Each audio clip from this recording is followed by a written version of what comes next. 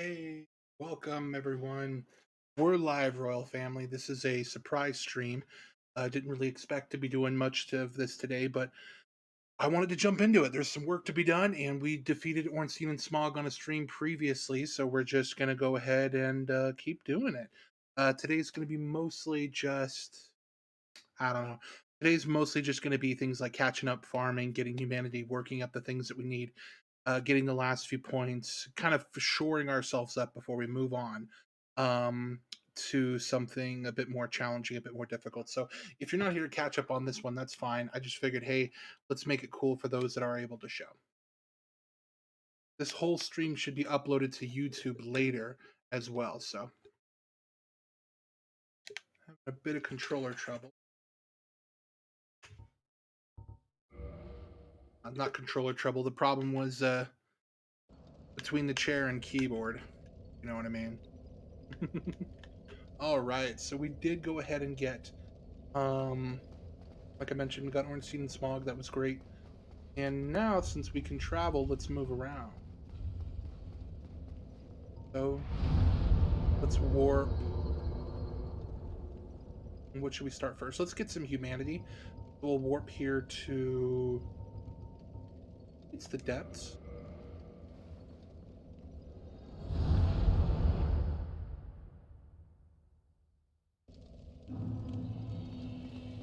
And since we now got the ring, we can put that on. We don't need our wonderful fancy ring of super damage. Instead, to our wonderful fancy ring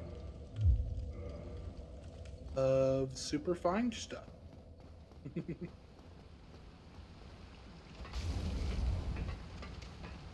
If you run past all of these, just literally run. They should all be available for you to farm. They kind of just drop little slimes, if you want to call them that. And with a fire weapon, they'll pretty much go down in one swing for two-handedness, since we've upgraded it. I'm doing these just for a little bit of green titanite while we're going along. Although in reality, you probably want to spend most of your time farming green titanite elsewhere. That was just kind of like a while I'm here. I'm actually really here for these rats and their humanity.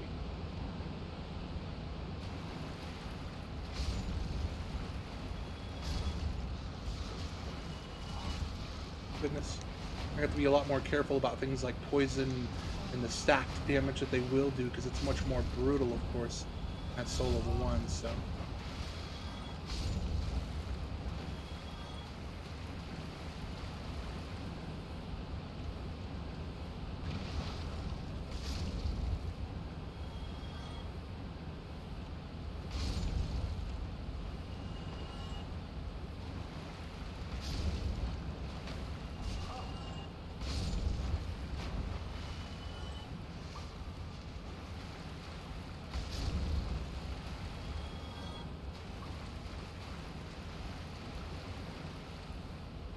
Hey!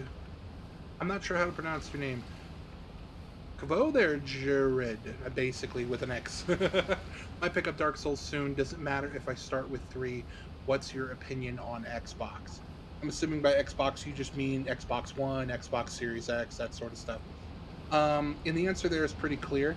It really depends upon what you want. Like, do you want a more deliberate gameplay? If you're looking for something that's a bit slower, a bit more methodical, Dark Souls 1 is a really good chunky bite to have. It's awesome, it's fun.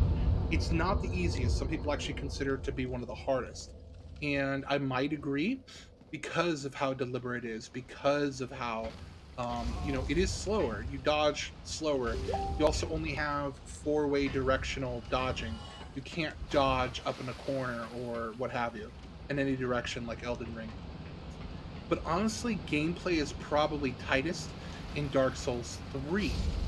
It is just smooth, it's very action heavy, it feels good, but it's not like Elden Ring where it's super action heavy. And it's got a great graphics, good story, lots of build customization.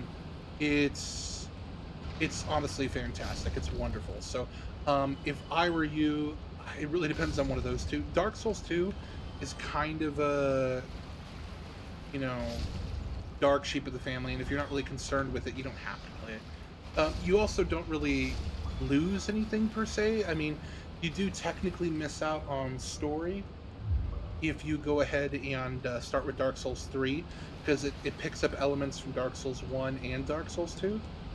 But it's one of those things where it's like, realistically, you're probably not playing Dark Souls for the story. And if you're really that concerned about the story, you can just go ahead and kind of pick it up as you go along, or look up a quick wiki. It's one of those things where you don't play it necessarily for the lore. So if you want to start with number three, go right ahead. It's a fantastic game. Hopefully that answers your question.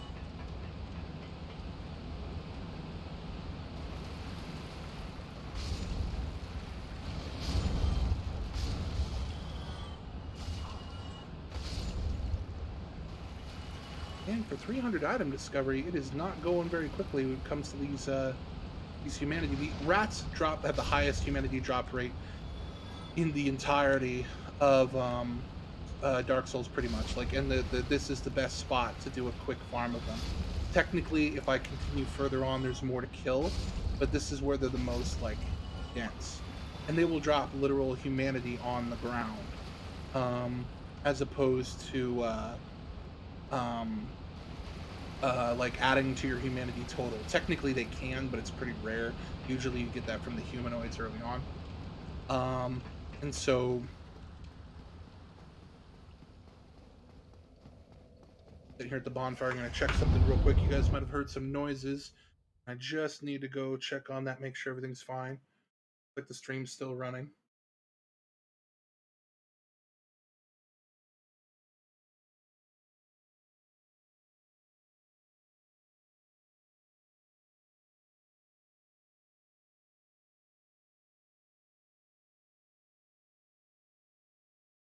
Oh, that's fantastic to hear. Okay. Sorry about that quick little break, folks. By the way, can you actually I'm not sure if you're watching the stream there. I'm just gonna, unless you correct me, I'm gonna call you Jared, and I apologize if that's wrong. It's just I'm assuming it's maybe Jiraxed. I'm not sure, and I apologize. But can you actually hear me? Are you able to? Is the microphone coming through? You're literally the first person that's ever responded to me in the chat, and I'm not necessarily completely new at Twitch, but new at this setup on my computer. So if you hear this and you're willing to send another message just to let me know the mic's working, I'd appreciate that. Ah, sweet, thanks. And like I said, if I get your name wrong, you just let me know.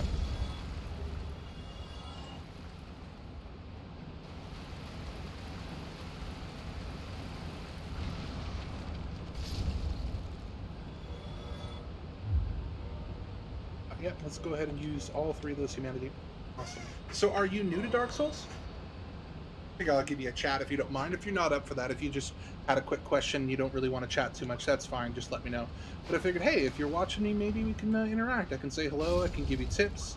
I got no problem with doing that. It's quite fun to me, actually. I like chatting about interests like this, you know. So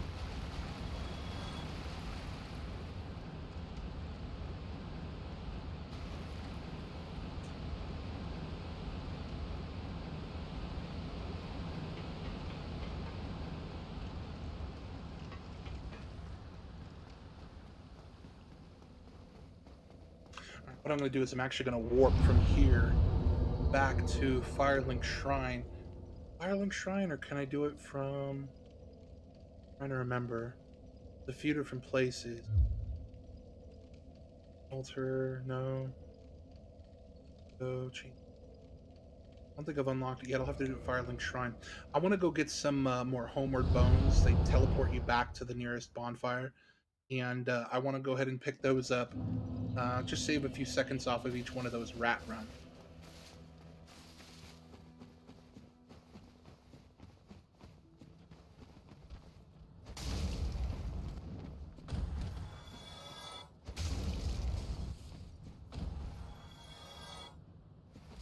Let's see. So I'm assuming Kavouth Rogera. Is that right? Or is it well, or Kavoth? Because I'm looking at it, I'll be honest. If I was to look at it literally, I'd probably think Kavoth. But if it's Kavouth, then that's cool too.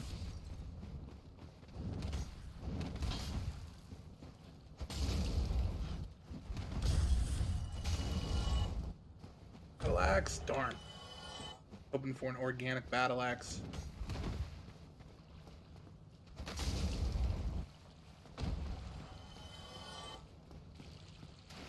Free rat. There we go. No humanity, that's fine. Alright, so we wanted to go up to the shrine just to come up here through the tunnel. All the way at the very end of the tunnel is a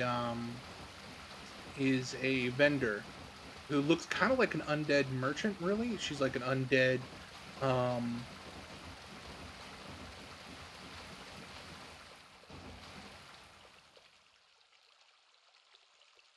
Oh, okay, Patrick Roftus, I think is how you pronounce that. No, I haven't heard of him or what have you, but I mean, the name Kavoth sounds mildly familiar. Although to be honest, when I say it, I'm thinking like straight up Klingon. I'm like, Kabla! Kavoth and his team. Oh, you're Mr. Wick. Oh, okay, that's cool. Hey, Mr. Wick. Yeah, no, it's cool. I appreciate your kind words the other day. It's definitely motivating to hear when people are like, "Yeah, dude, you're not doing bad. Good job." I appreciate that. Yeah, uh, I've definitely wondered along the way, people are enjoying stuff, so it's good to know that that is the case. Thanks. You never played Dark Souls before. Okay, well, I can definitely answer anything you'd like to know about it. I mean, it's not an easy game, but it is an easy game. It's one of those where you think, "Oh man, this is going to be so hard," because everyone's touted up, and then at first you're like, "This is brutal. This sucks," and then it's literally a case of you start getting the hang of it, and the next thing you know, you're like, "Oh, I understand." It's like an advanced, more methodical, like maybe Devil May Cry or something, but without all the fanciness. And what I mean is it's all about pattern recognition, it's about memorizing attacks, it's about knowing your own capabilities, limitations, how far you roll, how far you dash, whatever the case might be. And then just working your way around that and facing new challenges. And that's probably what people like about it the most. And I'm sure I'm probably like, you already get it all. But it's just in case you're not as familiar with it, that's really what it is. Although the problem is you can give yourself more challenges along the way. Like, I'm not sure if you know what soul level one means, but basically when I advertise, oh, it's a soul level one run, it means I've picked the class that starts with the least amount of stats overall, and I don't increase any of the statistics along the way. So no extra strength, no extra health, no extra nothing. You're allowed to do like beef up your weapon, visit blacksmiths, and there are some other restrictions, but the whole premise is that you can't like shoot your strength up to like 100 or it's really 99.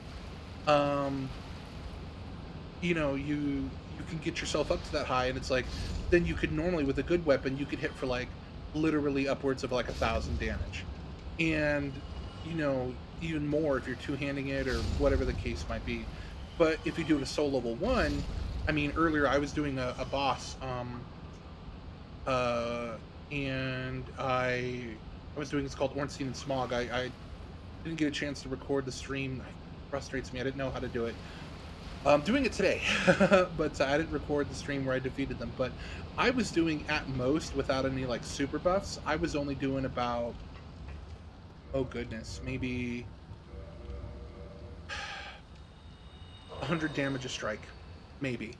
And so you can imagine something that normally would be like you could take several hits from and roll around and be just fine, and everything's okay, to more than one hit and you're dead, or doing 350 damage easily versus getting lucky and scoring 100. You could see how it progressively gets harder. How far are you through the game with this save? It's kind of hard to say. Ornstein and Smog is technically about halfway through the game. Maybe not quite halfway, but close. Um, if you want to catch up on anything, obviously you can watch some of my earlier videos, or I can kind of describe it. But it's not technically halfway because, well, first of all, I kind of rushed at Ornstein and Smog, and I'm not counting like the DLC or what have you. It's like it's halfway in terms of um like bosses. So, aw. Thanks, hon. That's my wife. She's wishing me luck. I appreciate that. Thank you, hon. Love you. Yeah, so it's definitely a ways in, but like I did like the rushing to get to the hard boss for the sake of like entertainment. Realistically, this is something where if I'm on part what this will be part 16 technically. Um I'm not even using my homeward bones, I should be. If this is kind of like part 16, then I'd say there's probably going to be a total of about at least 30 parts. Just the way I split it, although it depends on how much I accomplished today. So, that kind of answer your question in a weird roundabout kind of way.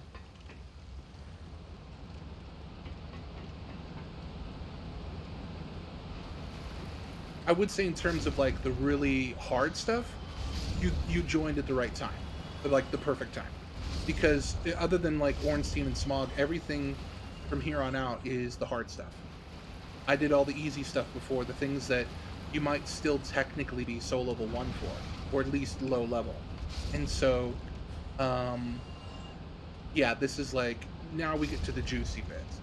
You kind of skimmed the lean meat or missed out on the lean meat, so to speak. Apparently, I'm not paying enough attention.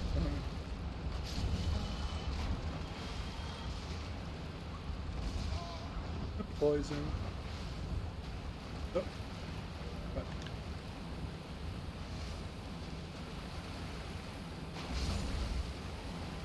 course, against rats with fire, I'm doing insane damage. So I mean, yeah, I know I'm soul level one, but things where, believe it or not, yeah, I do a lot.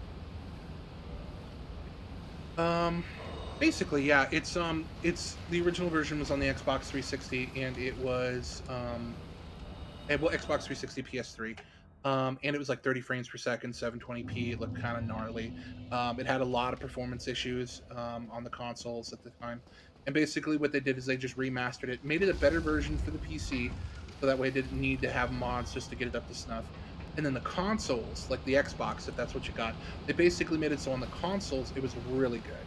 Like it's full 60 frames a second, 1080p. It's not 4K or anything, but it looks better, it runs way better, it feels smoother, it's a way better experience. And the cost is pretty low. You can get it used on GameStop or GameFly or wherever used store you go to. Um, and they're Blu-rays, so Blu-ray discs are like they ain't crap, they're really super cheap. And they're quality even when they're used, they rarely break.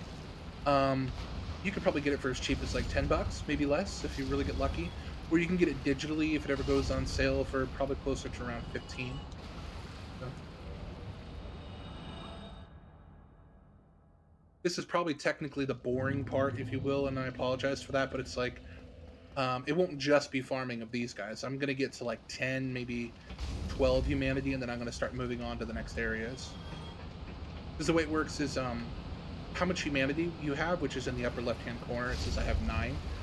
There's different boons and effects that it gives you, and that's why I'm here. The first thing is the higher humanity you have, the less damage you take, and that goes all the way up to 99. It's not a huge difference. It's like 20% less damage when you're at 99, but it's helpful. But really, the reason why I'm getting it is because um, humanity also controls how your drop rate is. So, like, are you lucky enough to get something that's really powerful to drop, like a weapon or an upgrade shard or something like that? And also, here in a minute, I'm going to be getting what's called a chaos. Well, it's technically a type of what do you want to call it? It's a type of coal that allows me to use the blacksmith to upgrade my fire weapon to a chaos weapon, where it basically kind of becomes evil, if you will, and the more humanity you have, the more damage it'll do. And that maxes out at 10.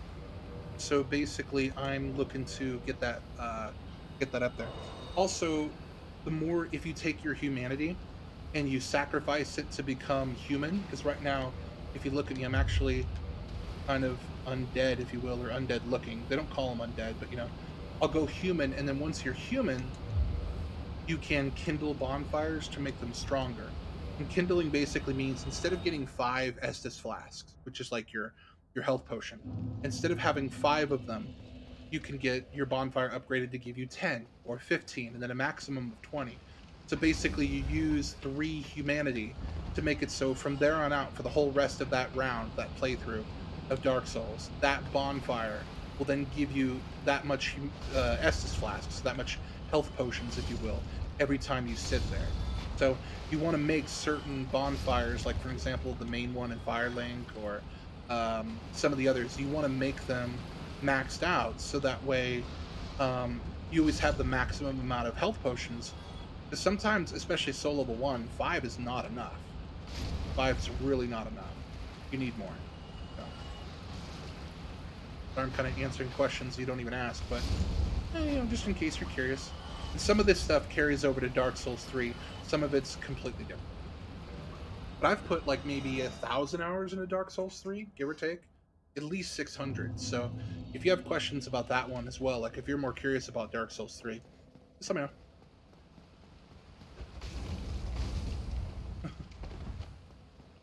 Sometimes they just charge you and make you look like a fool.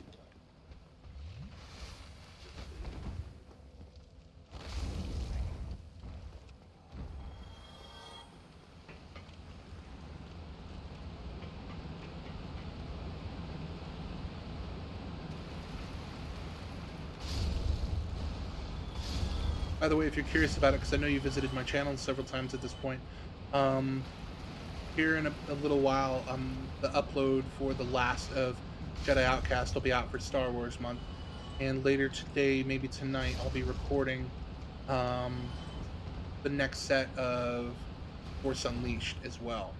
I plan on finishing that entirely, and that includes all the bonus DLC that happens if you choose the evil ending. So there's going to be a lot of that stuff. Okay, cool. Yeah, if you're wanting a more slower, methodical approach, like I said, this is the perfect one to start off as. It also performs better on the Xbox, at least the Xbox One, than Dark Souls 3 does. Dark Souls 3 has kind of what's called an unlock frame rate, so sometimes it looks really smooth, sometimes it looks more not as smooth. If you're not familiar with frame rates or how those work out and how they look on the screen, some of this might be a little weird and doesn't make any sense. But however, if you have an Xbox Series X, or if you have an Xbox One X, then Dark Souls 3 performs a lot better. Dark Souls 3 is best on the PC, if I'm being honest. It was really, really made.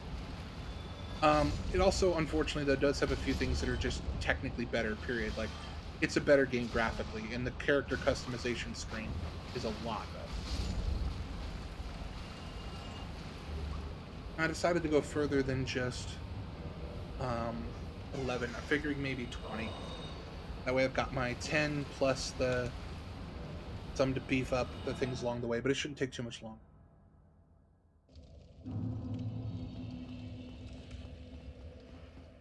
By the way, if you're wondering what class to start off with in this game, like, it's basically you start off as one of two classes. There's either the knight or the sorcerer. Those are usually the best two to start off as, unless you're looking to go for something that's a bit more challenging. The knight just has the best armor and can be set up in such a way where he rolls well. His shield's perfect, his weapon's good. You could pick the soldier instead if you wanted to, but um, those are the best. And then the sorcerer is the basic attack you get as a sorcerer is almost overpowered. Magic is strong if you plan on leveling up. If you stay soul level 1, it's not, but if you level up, it is strong.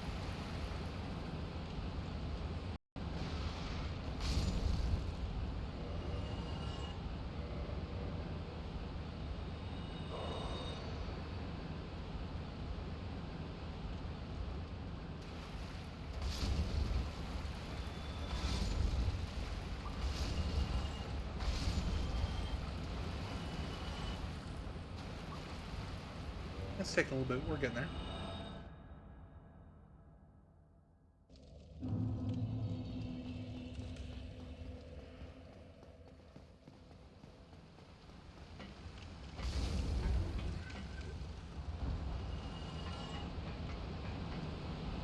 Have anything you're curious about along the way?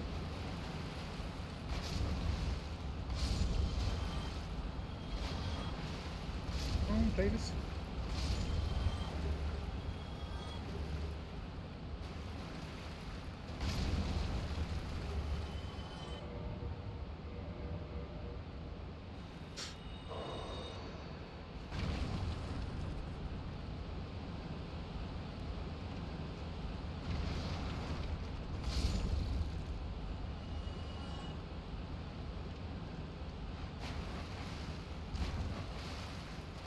Oh, I have 17. You can tell by looking at that grayed out number on the upper left-hand corner. I think it should be showing. It's right next to my health bar, which is red, and my stamina bar, which is green. So I currently have 17, and my intention is to take that to 20. Maybe 21, just because to become human again uses up one, and I kind of like having a flat 20. We'll see.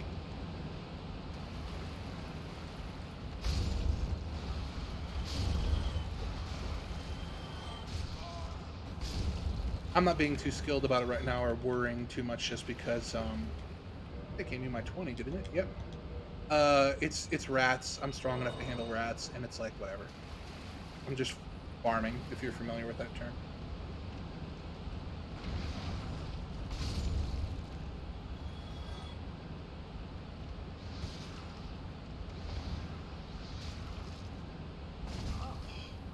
Time it's just following me. Uncle.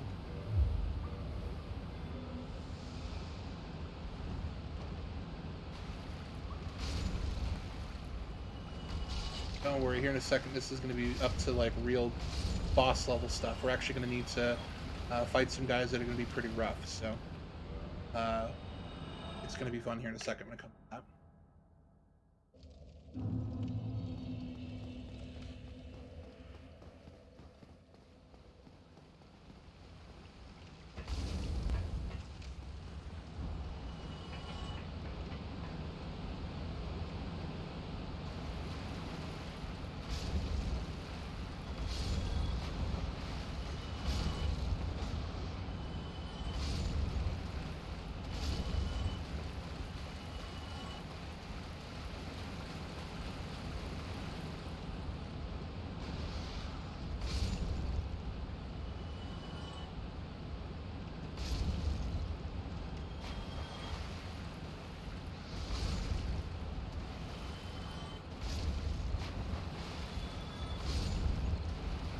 Okay. I'm going to do one more run. If I don't get the item that I want, we're calling it. We'll just move on and just stick with the 20 humanity that I've got.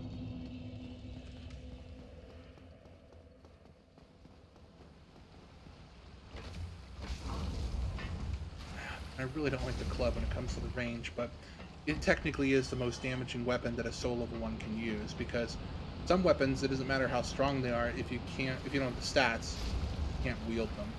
So that's one of those kind of games. It does require that you have enough statistics, and it works that way for all of them, like Dark Souls 1, Dark Souls 2, Dark Souls 3, Elden Ring, all of them. By the way, if you're not familiar with it, Elden Ring is completely separate from the Dark Souls games. It plays very similar to Dark Souls 3, but it is not in any way story related to any of the Dark Souls. So if you're interested in picking that one up, you do not have to pick up and play any of the Dark Souls. All right, that's fine. Bounce out of here, and let's move on.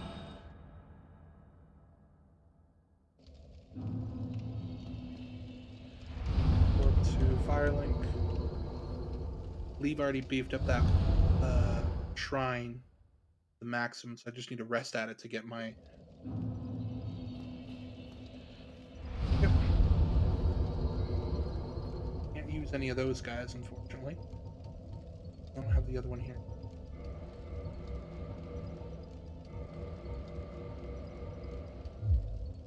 All right, so what we need to do is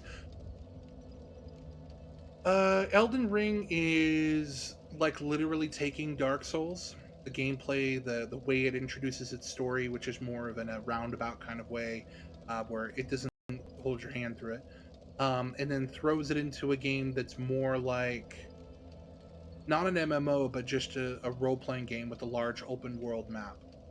It's probably closer to Dark Souls making a baby with Assassin's Creed, kind of not like an older Assassin's Creed, not the newer ones. And that's more in the whole exploration, open world, that kind of stuff.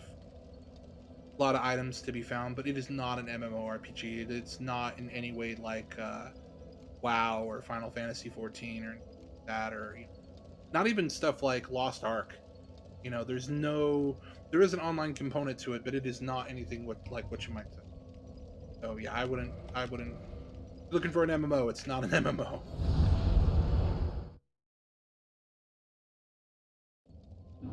By the way, in case you're curious, unless it was a mistype, it is just MMORPG. There's no extra O.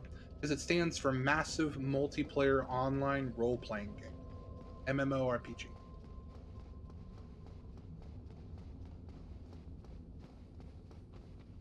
Alright, so what we're doing now is kind of a completionist. I don't want to be able to upgrade. Well, no, I don't need that item. Never mind. Okay, I was thinking I might get something from over here, but I'm not going to. There's kind of a secret. If you let one of these guys infect you, you'll literally grow a blob-looking thing over your head like they have. Um, but the benefit is to get pyromancy boost, and this is going to be a no pyromancy run.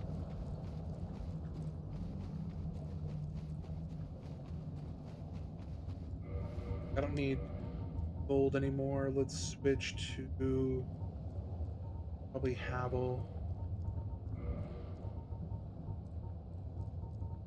No, because I'm not going to medium roll, so go with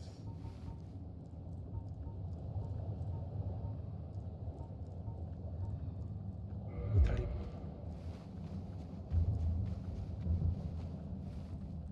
All right, so to get that lava to disappear, we have to go ahead and face a boss that's over here to my left now.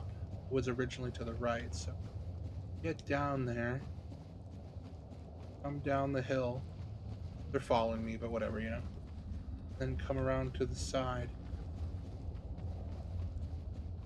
And there's basically two ways to fight this guy. There's a legit way and there's a cheesy way. Um the legit way would be extraordinarily hard with a soul level 1 character, and then the cheap way would be relatively, you know, uh I don't know.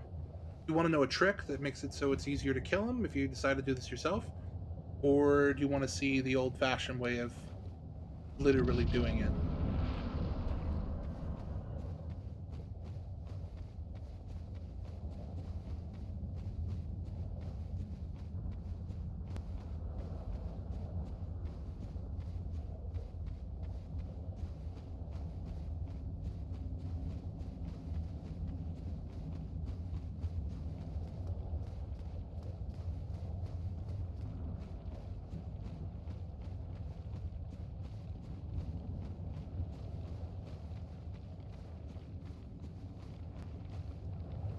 There he is. His name's Ceaseless Discharge.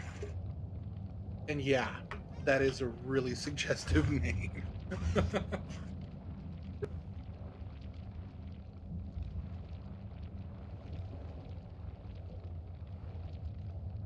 What would you like me to do here? Or do you just kind of want me to go with uh, captain's discretion? We'll give you a choice as the guy here watching Mr. or gal. To be fair, I don't know. You're watching Mr.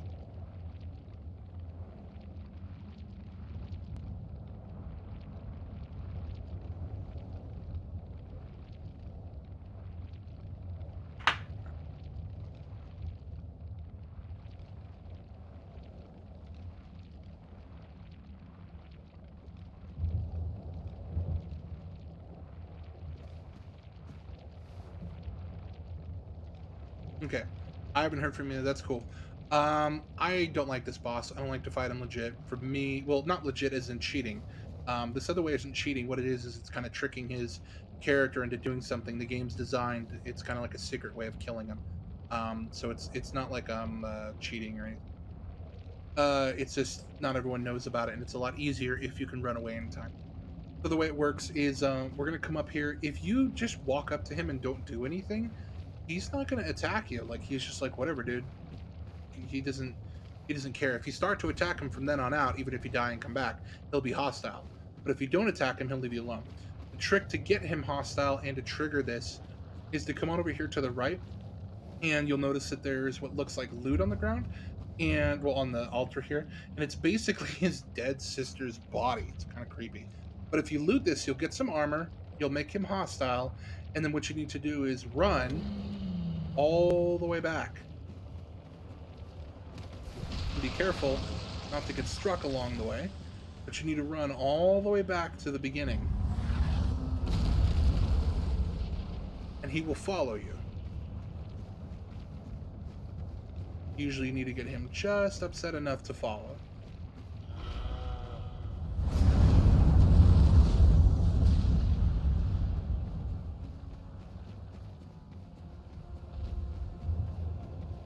He should now chase us all the way back. But by doing so, he puts himself at the edge of this area over here. And we can throw him off balance by striking his extended arm when he throws it out.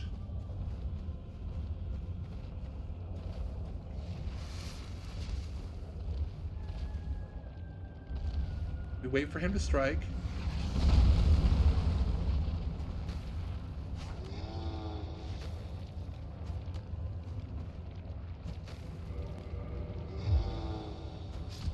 There we go. I forgot to use the correct weapon. So by doing that, it kind of throws him off balance. He falls down, and he is now defeated. That's the easier way. The traditional way is to dodge his arms and his massive fire damage and everything that he would normally do. But I don't find him to be a very satisfying boss. His ether, as you see, he has long arms. They have a hitbox that's bigger than the actual arm. And if you know what you're doing, you can avoid it, but it's a much more tricky game. And as you can see, when he strikes you with just a regular effect, it hurts a lot. All right, so now that clears up the lava. And we can now move further down the area. We're working our way towards a specific um, item, that chaos weapon that I was talking about. We need the coal to be able to manufacture it. And if you can see, you can actually tell it's way over there. Way, way, way over there.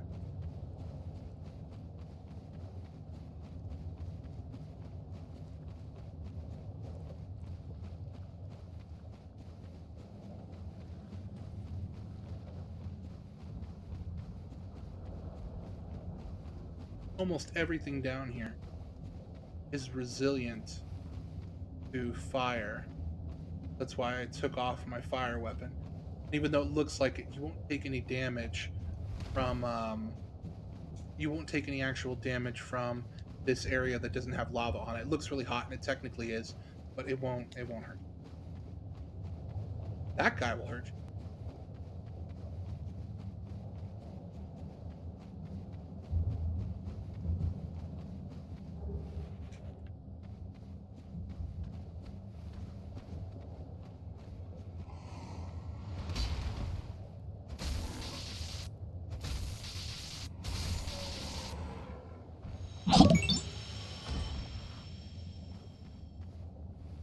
Hello, Gamer Kid. Thank you for the follow. I appreciate it. Welcome to the royal family. And I call it that because I am Lord Ford and I'm British, and I thought that shit was clever. So. Hello.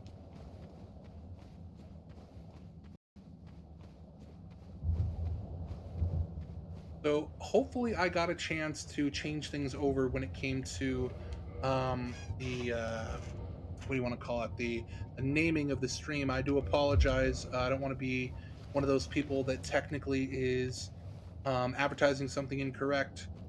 It should be, today is not Ornstein and Smog. We have defeated Ornstein and Smog. And so if you're thinking we're getting Ornstein and Smog, I do apologize. Has been defeated. And so today it is post Ornstein and Smaug. Just so you guys are aware. Oh, it's you, Owen. Hey, what's up, buddy? I'm glad you could make it. Shouldn't you be at school? I'm giving you.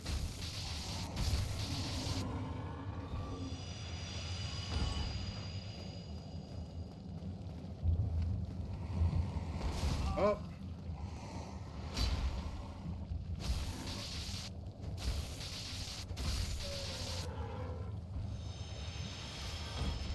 It does still say Ornstein and Smog. Let me change that because I feel like I'm lying, and I don't want to be a liar by saying it's Ornstein and Smog, but it's not. One second, guys.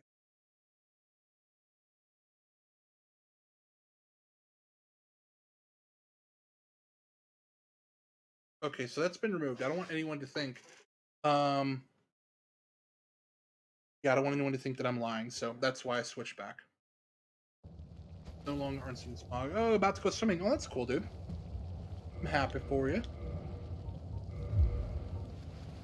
I swam once, but then I took an arrow to the knee, you know. You probably have no idea what that joke is. I'm an old man when I say that, aren't I?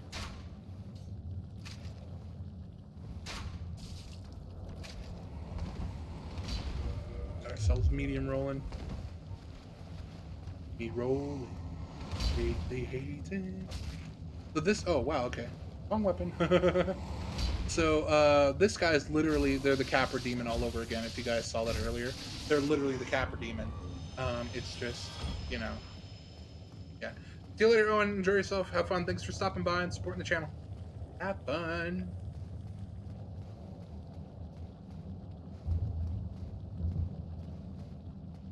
Owen's my nephew, so he's a good guy. But he's young enough. I won't say his age for his own privacy, but like he's young enough. He might not get the Skyrim. By the way, in case you didn't catch it, we finished farming basically, and we are now, oh, we are now working our way towards a new weapon. I should say, upgrading an existing weapon.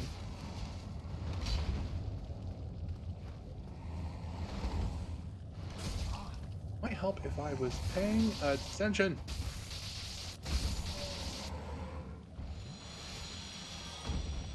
I like to kill everything I want along the way. Technically, you don't have to, and most people would even say to not kill them along the way. In fact, you should kind of rush your way through. I just, that's not my thing. I don't like doing that. I feel like it's kind of like the equivalent of using pyromancy fully maxed out. It's like, why would you want to watch someone just running through everything? That's not a challenge. That's just, does your run button work and do you know how to move out of the way? I mean, sometimes it's super relevant to do something like that, and you should, you know, for whatever the counter might be. But most of the time, get your ass in there and you fight those guys. It's the whole game stamina, not just the bosses. You know, that's just my feeling.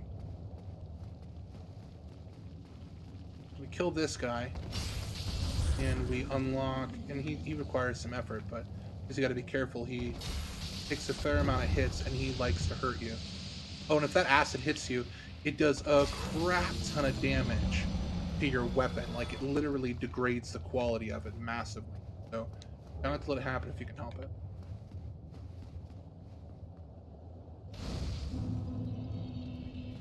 Here. I'm not going to attune it, though.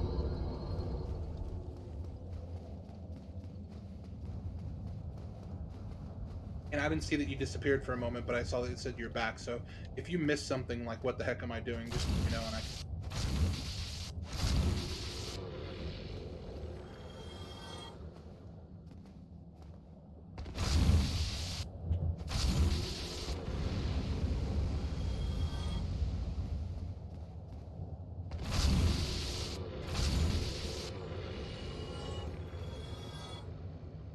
Oh no. Okay, let's do it.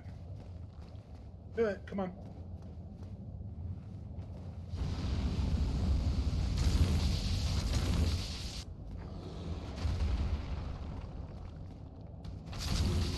I mean, he's not that hard. It's just that it's a bind game. I don't like it. Or that. Sometimes it's that. Didn't quite dodge at the right time. So now we gotta go back. We gotta retrieve that body because I do not want to lose all that humanity that I just farmed.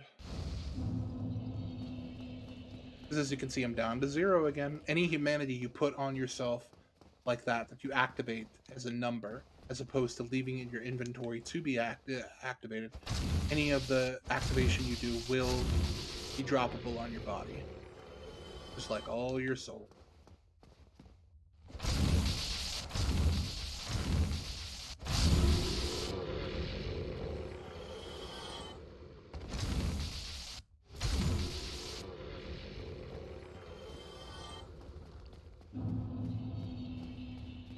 Kill him first, and then we'll defeat the Taurus demon. And then we'll be at a boss again. Basically, we might kill the Capra demon. Let's come out here in the open. Oh, shit. I knew it. Oh, I forgot. Okay. This is gonna be fun, so switch.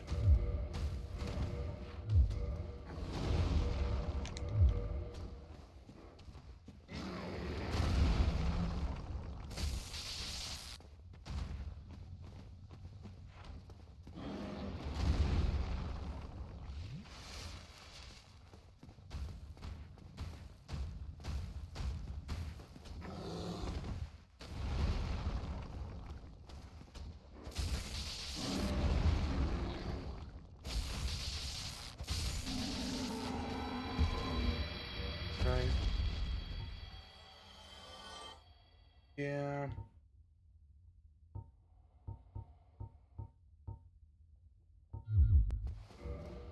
We're okay, but that was... We're gonna have to... Oh, I see. Okay. I was worried for a second. It's actually the pyromancy flame. Okay, I don't care. We're good. What happened was is that guy hit me with his weapon degradation attack when I wasn't paying attention. It's just the Taurus demon. And that made it so he broke my pyromancy flame. But I don't plan on using power within for this next boss, so it's actually not as big of a deal as you might think. So, I thought he broke my weapon. That's why I was concerned. But then I'm like, I'm doing so much damage to that big demon still. How, what the heck? So, whatevs. Anyway, so this next boss, he is he kind of... Oh yeah, I can't get... I'm an idiot. I need to be able to get the seal from activate. Okay, yeah, all right. A little bit of a setback, but only for a few minutes. What I need to do is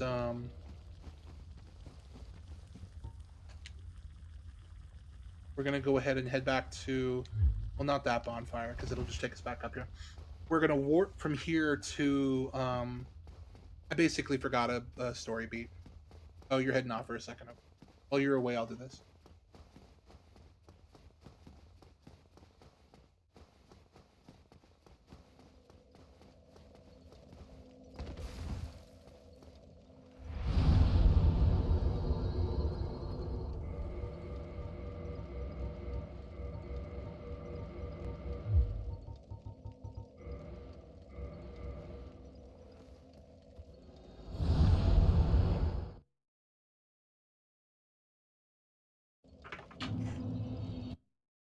Fast.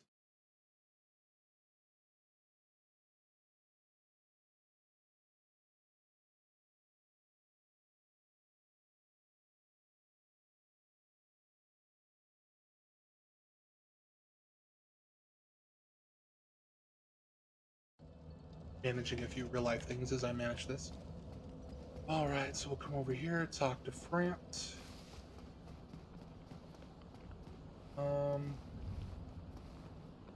Do I want to go down south and talk to him?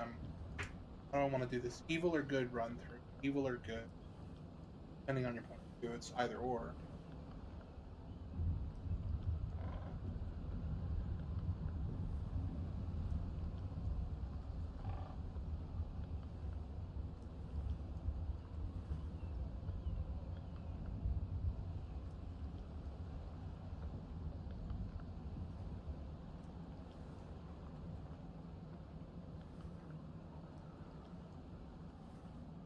I think I'm gonna go with just France because I want to be able to sell some of my stuff. And yeah, we'll just do I cannot just stop. that. Oh no! This is the fire leech. Place the Lord Vessel. Rest at the Lord Vessel. Now I should be able to warp. Just to check, let's go to Anna Orlando. Guess I shouldn't have skipped that, but I need to go.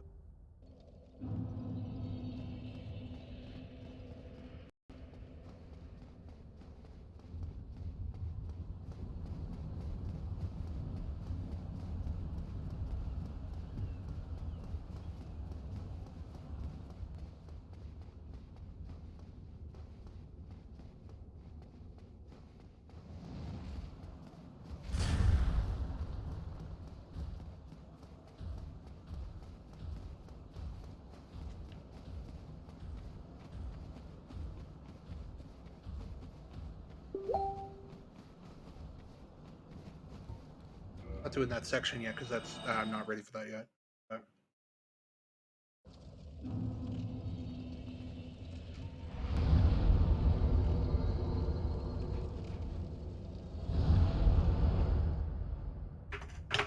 that's loading.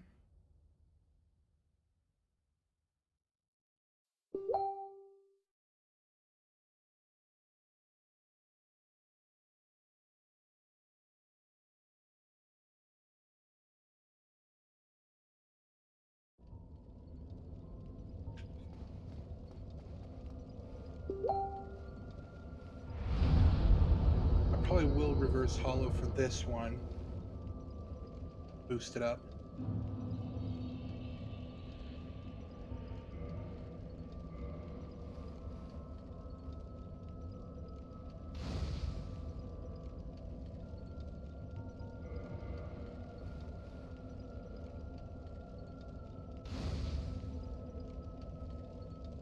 Okay. What is it?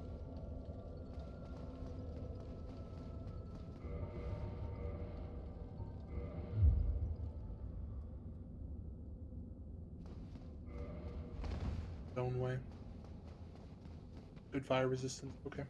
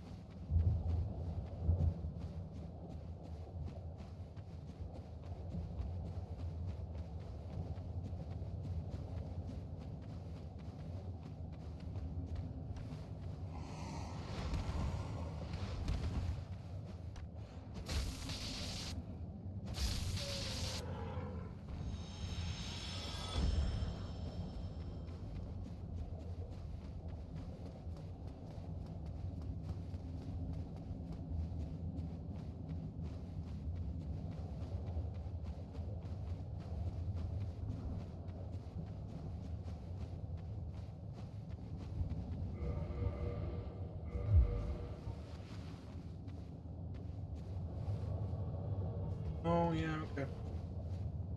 Go, Kirk.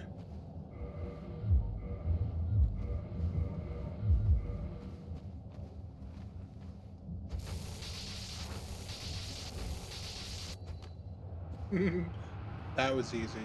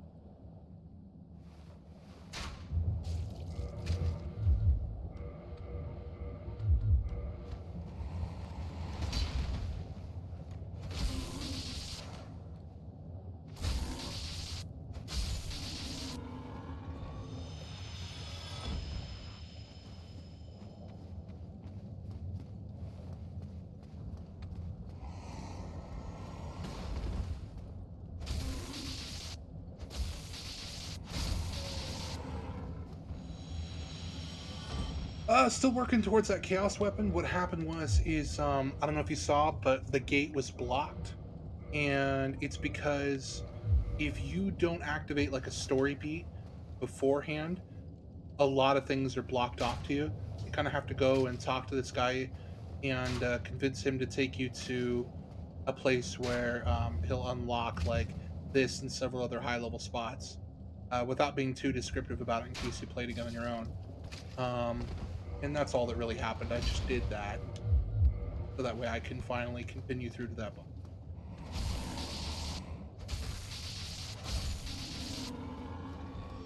Now we're just working our way back to him, as you might have seen from before. So we just got to kill a few of these guys, do the Taurus demon, and then we will finally be at this fire boss.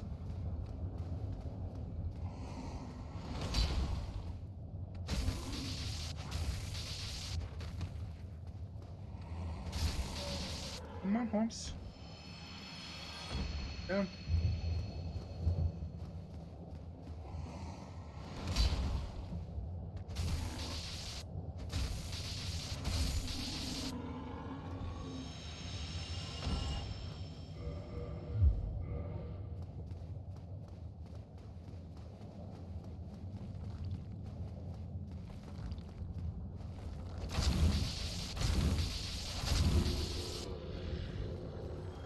Alright, just in case we die to that fire boss, I want to come back over here, so technically it down. I don't want to have to work my way all the way through that stuff, because he's got a few hard-hitting attacks that'll really devastate you if they connect, and while I'm pretty good about avoiding them, sometimes everyone gets struck. I really would like to limit the amount of walking back. Nothing worse. That's just the hardest part about Ornstein and Smog for me. Wasn't just the fight, even though that could have been annoying, but it's just having to work my way back to the boss over and over again.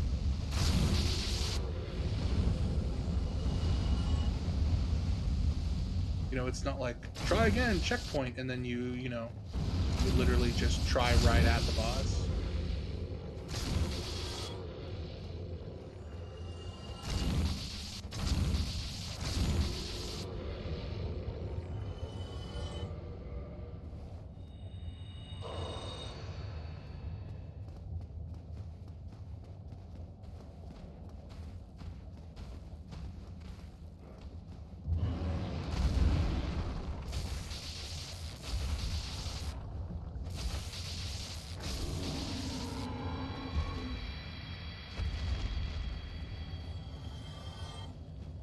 That guy. I have no desire to fight him. Okay, so there we go. Now we're finally at the boss. Oh, back off.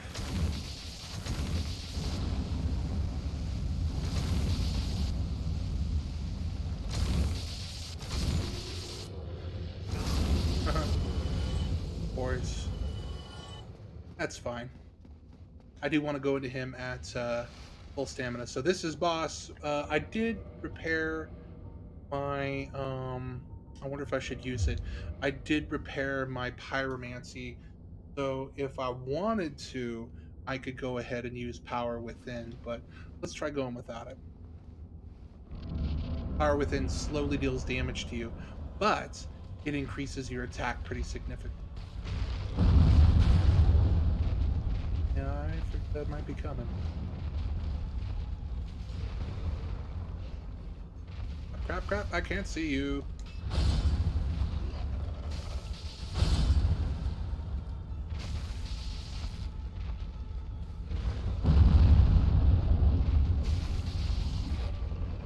His big fat flap. Luckily, he doesn't hit us for fire damage along the way.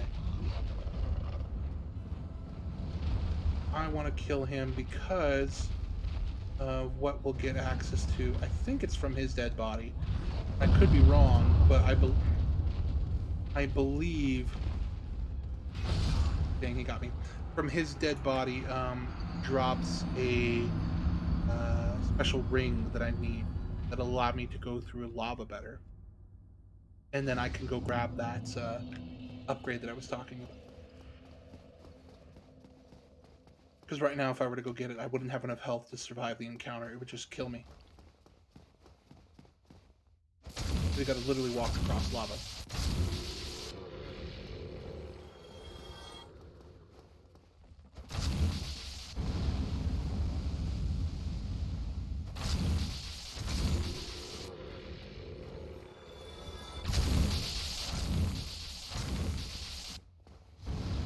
And even if I'm wrong on the ring, it's something where you need to kill him anyway, so I'd just be doing it early.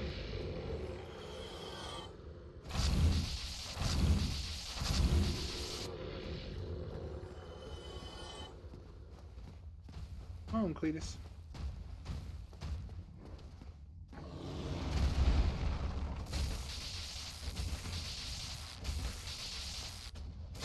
Gotcha.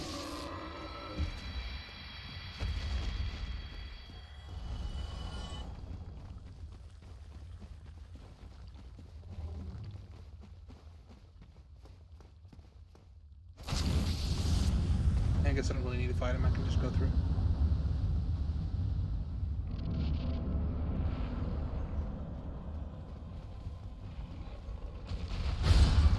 No! Are you kidding me? The one time his body works, the one time his body works as an actual hitbox, I get smacked by it and I lose all that humanity. Welcome to Dark Souls. Jesus.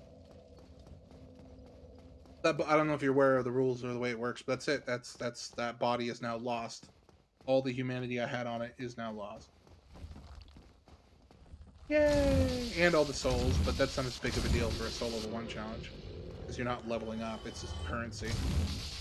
There are other ways to get it.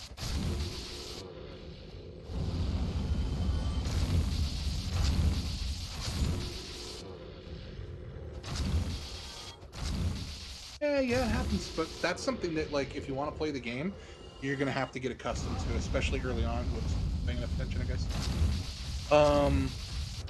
Because you're gonna die. You're gonna die a lot. Like that. Should probably stop talking and focusing on the game. But no, you'll die a lot along the way, and that's gonna happen to you. You're just gonna lose all your souls, and you're gonna be pissed. You're gonna be pissed. No, not really. I mean, yeah, if you die and then you die on the way back towards picking up your body, you are, unless you permanently invested, you lose what is there. So, obviously, you don't lose your gear. Like your gear isn't all of a sudden gone. It's just the souls and the humanity and what they call soft humanity, and certain other things are just gone. Funny, I've got one right here, but this new one only has that 200 that I had picked up while working my way back down again.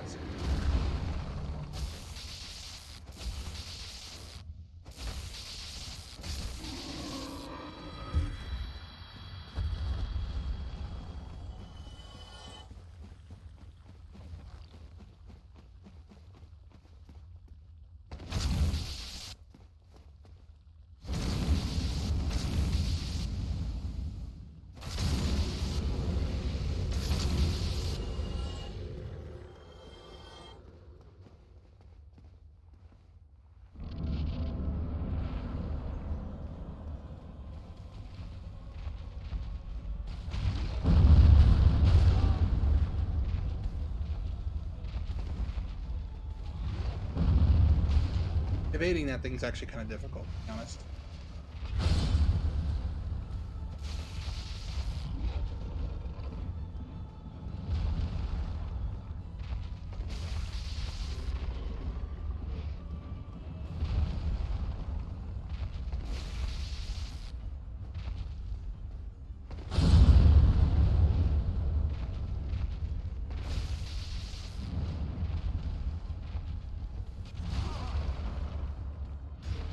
Lag there for a second.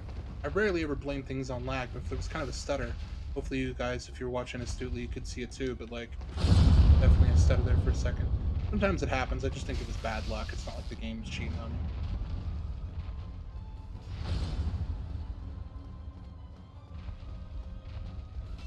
Oh, that was just bad timing on my behalf.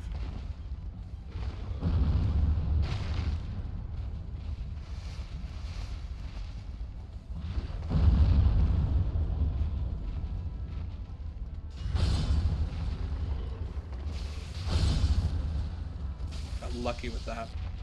Break me along the way. No! I'm bad.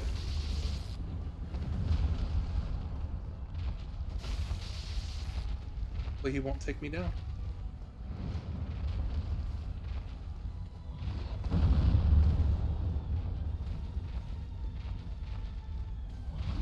Dang it. Caught in it. We because I was rolling, I took extra damage.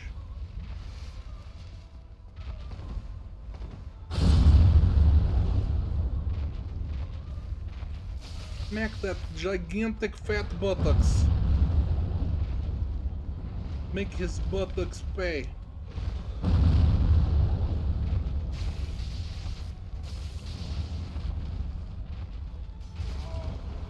Ow.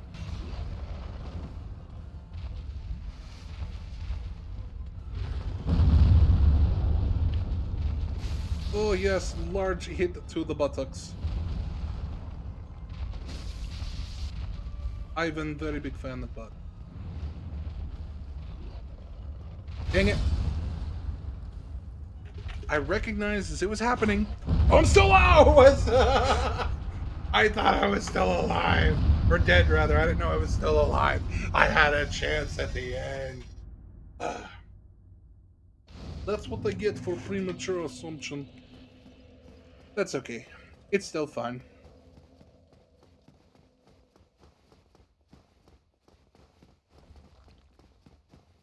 I mean, hopefully it's fun to watch, but...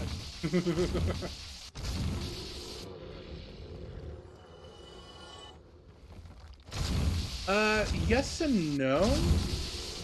You don't do more damage from behind, but there's definitely positional damage or situations. So, like, obviously some bosses have a shield. You can't touch them from the front. So if you tried to hurt them from the front, you wouldn't get anywhere. Their shield would just block. So you got to get behind them. But it's just those guys. Also, if you're rolling like this, or if you're jumping like that, you are prone to take more damage. And then there's a few other scenarios as well, but that's most of it. There's also, of course, like rats take more damage from fire than they do from like, lightning, things like that. But there's no specifically get behind them and do more damage. Not really.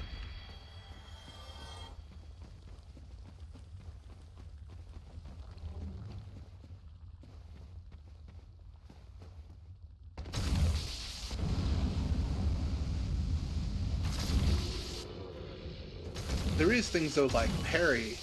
Like if you parry someone, or like with my shield, for example, I can block like that when it's out. If I block and then immediately follow with a strike, I'll get a damage bonus very quickly. Or if I parry and they're like in a vulnerable position where they're like, whoa, then you can hurt them for a lot. But yeah, again, those aren't really like back strikes.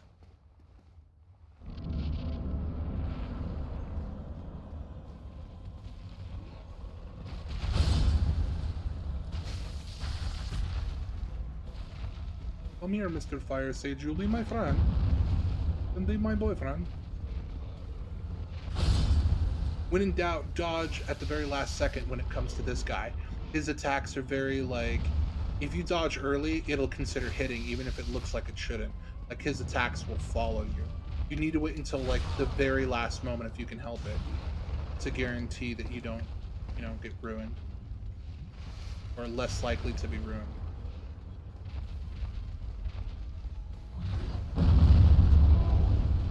Waiting time. Things are brutal. In case you're not seeing, there's a fireball that gets created. Well, now you'll see it. Yeah, it gets created right behind me. Some of his attacks will just do that. Gotta kind of evade them as best as you can. If I don't get it this time, I think next time I'm gonna do Power Within. Yeah, because I feel like I can get away with it. I'm very rarely like so close that I don't have enough time to pull off a health potion.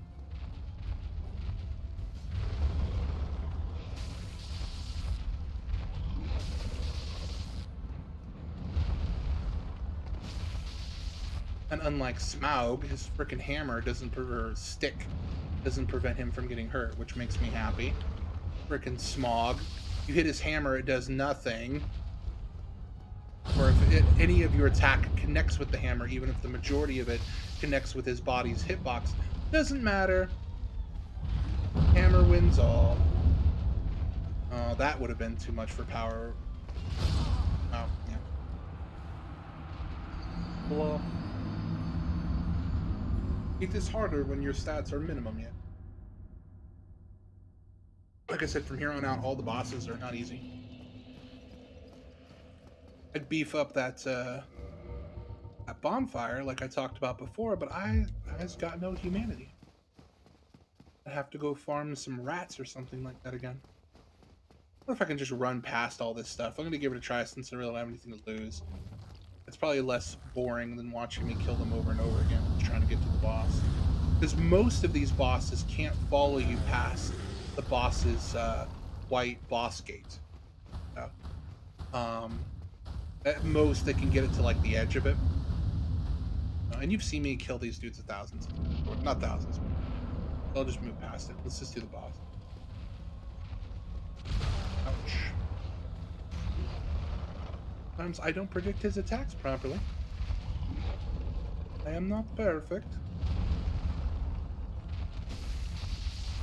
As you can no doubt judge for yourself, I'm pretty good, but I am not quite pro league.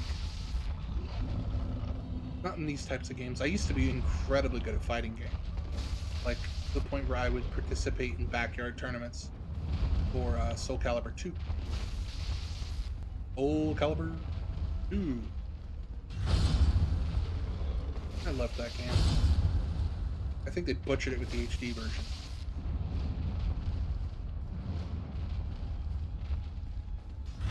And not just because it's HD, I mean because I feel like the speed and timing code changed. And that sort of stuff really does make a difference. And I know I play a lot of Raphael, so, you know, I get a lot of shit for that, but...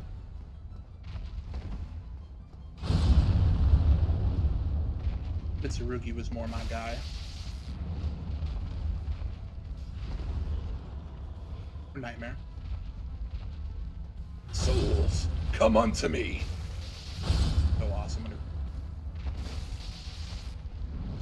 Well, we might be able to kill Demon Fire Sage. Might. I say and then take a hit of damage. Watch. He's gonna finish me off. No, but he is doing all the attacks that give him his special explosion effect. Which is like, really?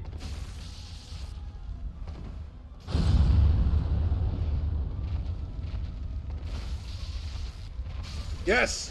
You'll be my friend. You'll be my boyfriend. Yes.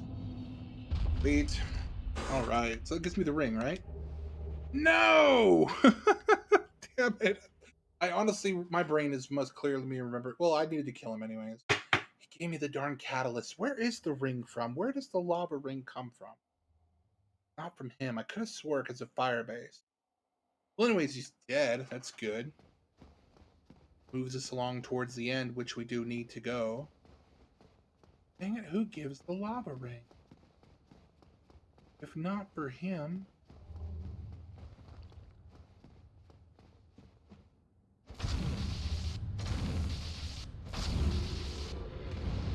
Yeah, it is. But hey, got him. That's always good.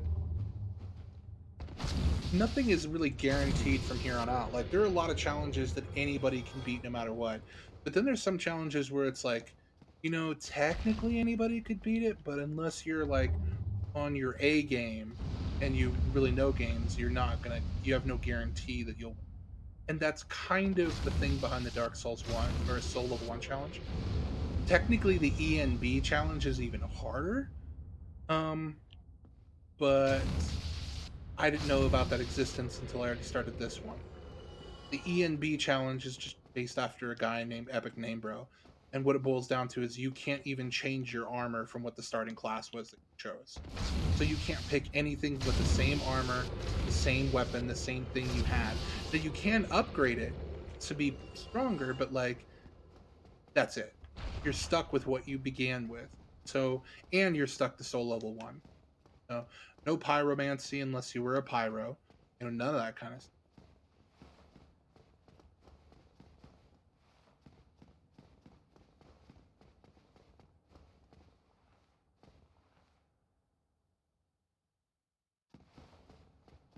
That's right, I haven't unlocked the Covenant that yet. That's fine.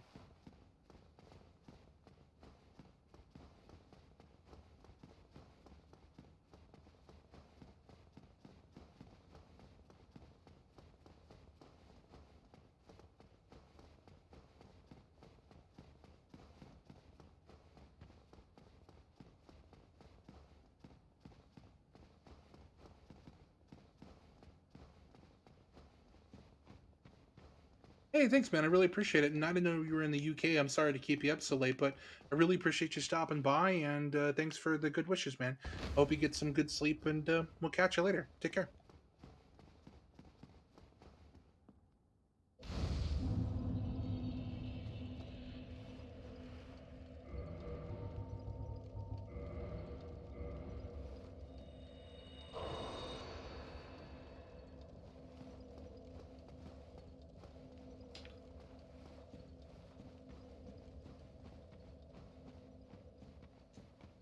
Dang.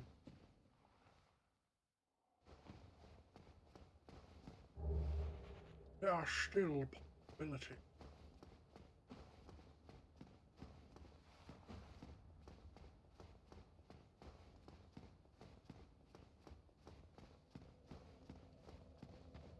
Hmm.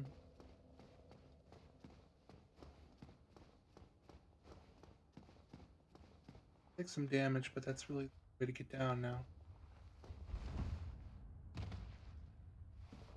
There we go.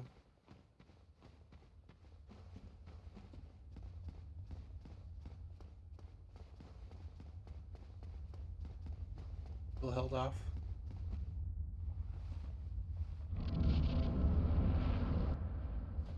That's where the lava ring's from. That's right. It's this guy. It's this guy. Now I remember. The centipede demon. Chill. Oh, our arrows blot out the sun. Shall fight in the shade.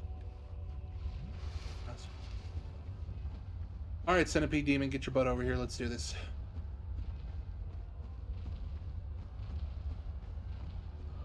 Boom, boom, boom, boom, boom, boom, boom, boom, boom.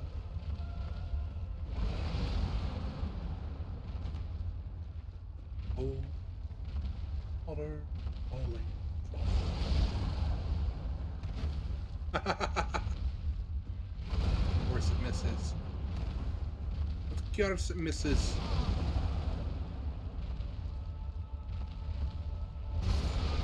Okay, okay, you hurt me. I don't like, but it's okay. Okay, hurt me, but I will win. Yeah. Oh, I will win. Yes. Rest at the. I unlocked the bonfire. I didn't rest at the bonfire. Run past all this.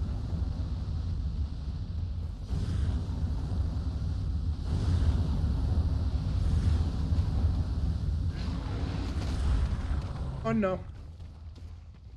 Oh, oh no. Oh no. Oh no. We made a mistake. Oh no.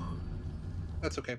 Now I think about it, I've thought about it while moving along. I'm like, well, but shouldn't I be getting all the things I missed in here that I wanted to rush to the boss for? And I guess I should. I want the ring. No, it's just do it smart. Don't take your time through.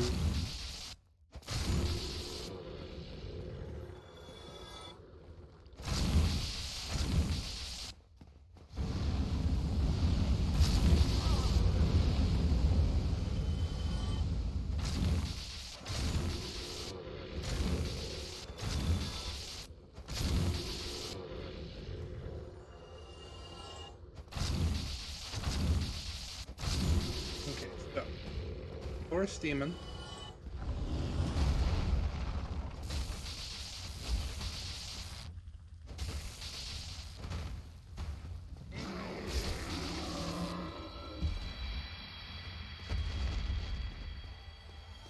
Okay.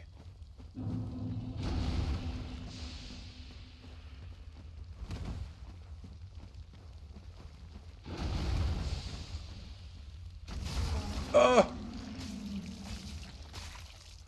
that's me. That's okay. Those guys are a lot harder to deal with because of the fact that they're basically meant to be range attacks for the most. And I do have, my light. I guess I'll put it on in a second. I do have my light crossbow, It's just I've only upgraded it to +5, and it's a pain in the ass. No, it's not. Crossbows are good utility weapons, and technically, because you're so level 1, probably some of the best, if not the best, opportunity for doing real, meaningful range damage that doesn't end as soon as you run out of fireballs. But still, they're heavy, they reload very slowly, they're a pain.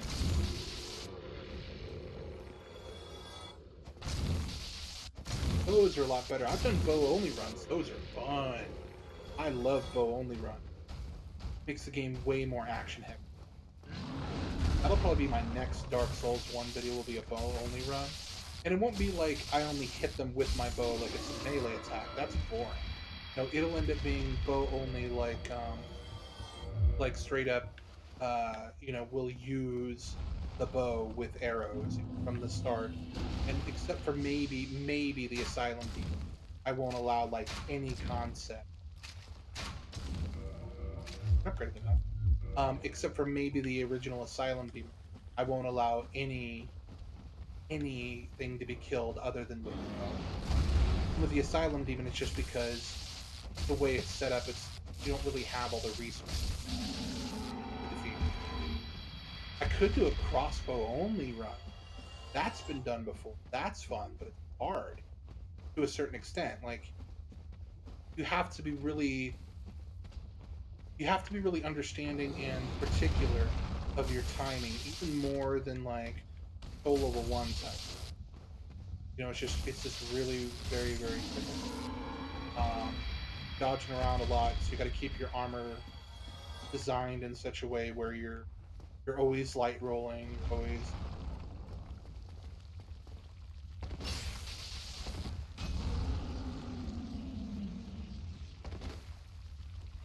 Such a huge pain in the ass. Really hate him.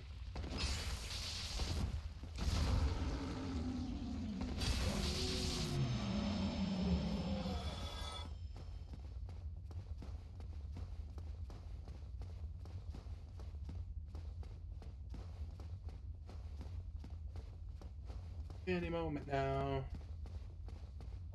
Or you get locked in between two of them. Oh, three. Four. I forgot it was so many.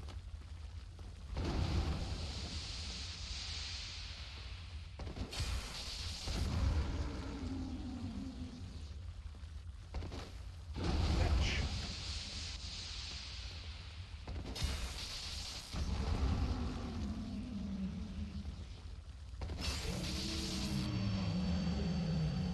Red Titanite. Gotta get that goodness off of these. That'll be super helpful for my Chaos weapon. Professor Chaos. No!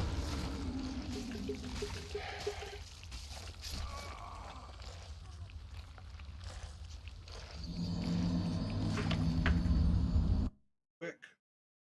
Fast. Alright. Okay. So the ring definitely comes from the centipede demon, and we're almost at him, but we're still gonna grab it.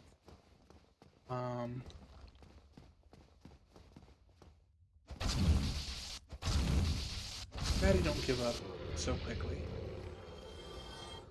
I'm gonna make those worms pay. Killing me. And what's in that chest is actually pretty good.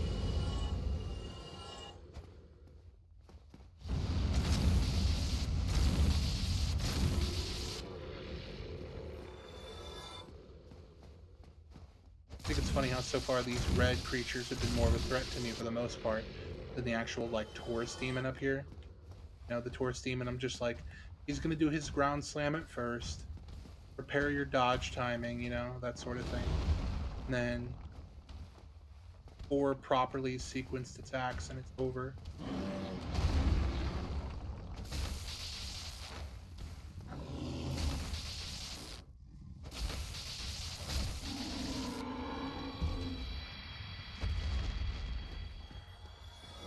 I don't really need the life ring. Let's, is the Taurus demon, other stuff I guess can drop things, so might as well take advantage of that. Life Ring isn't helping much, and while I can go with the physical damage reduction, that's not going to help much.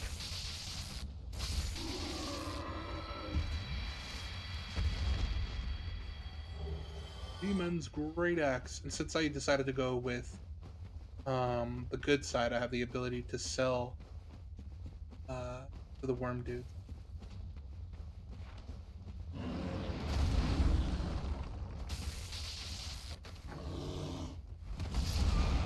Wow, mistimed it.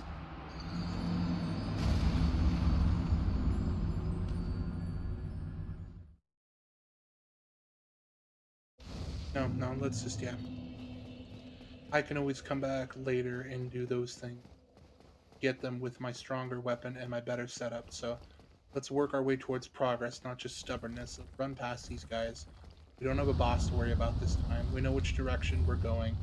Know where we're fighting. Everything's good.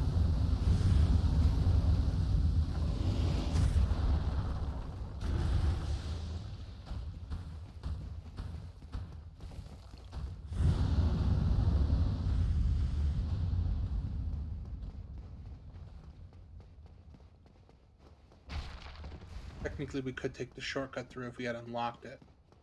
In case you're not familiar with the shortcut, or if you are familiar with it. But I prefer not to do that.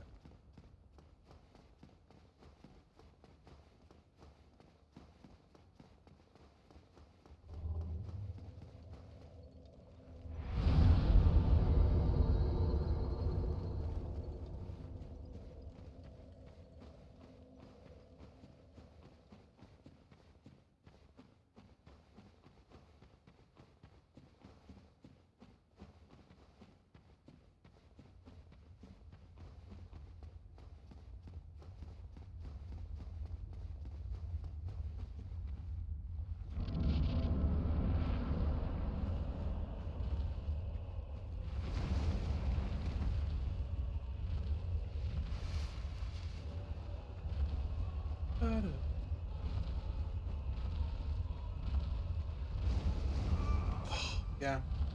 Problem is getting over the lava's rough. At least we're close. We're close. Because you need to have as much fire resistance as you can. Lava will kill you very, very, very, very quickly. You switch over to... This is the best armor you can get for fire resistance is the gold hem stuff. Too heavy.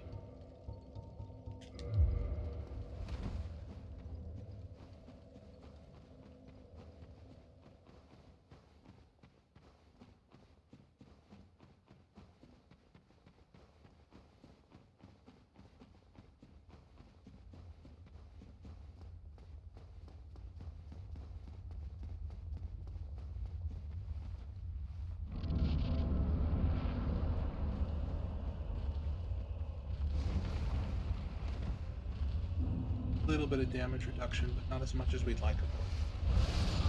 Oh, hello. Figured you'd be slow like the last few times. No big deal. The run back is so much shorter.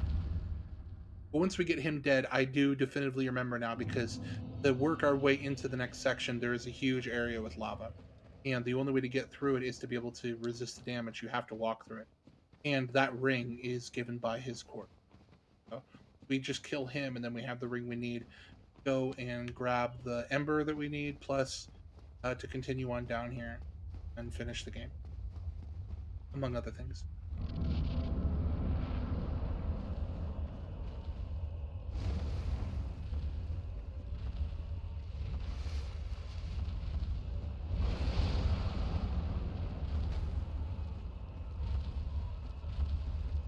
Much as I want to fight him there, it is not very smart.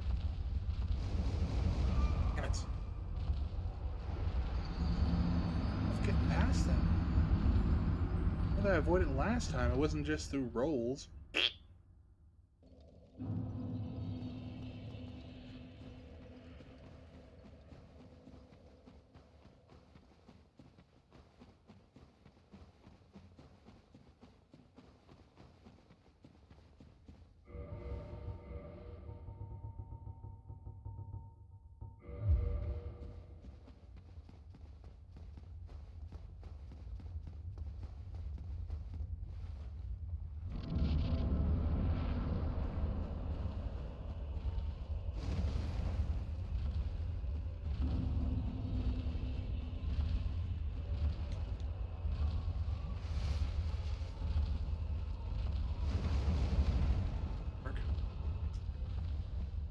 Alright, buddy, let's do this. Come on.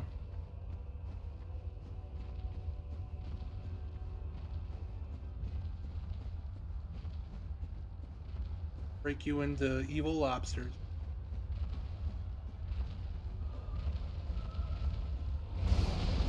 And a little too late. Oh, I'm gonna pay for that, yep.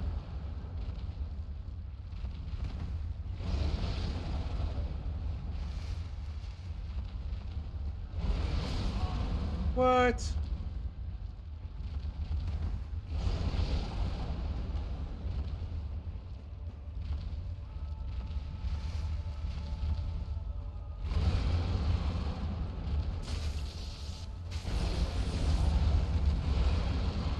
We do not go in the lava, please.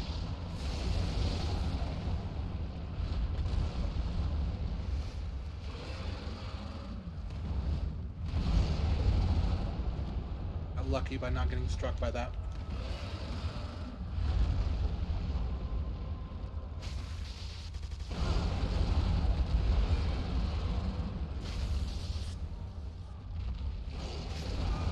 Dang. It's okay.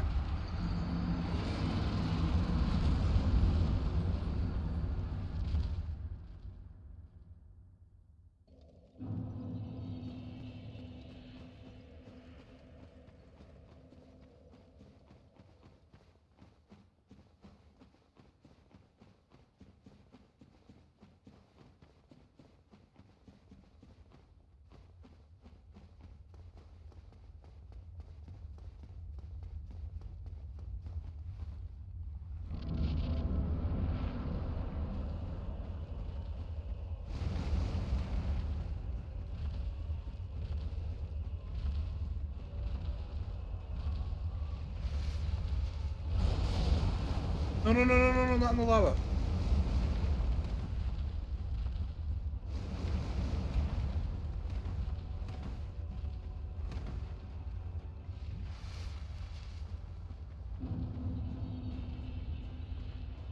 Come on.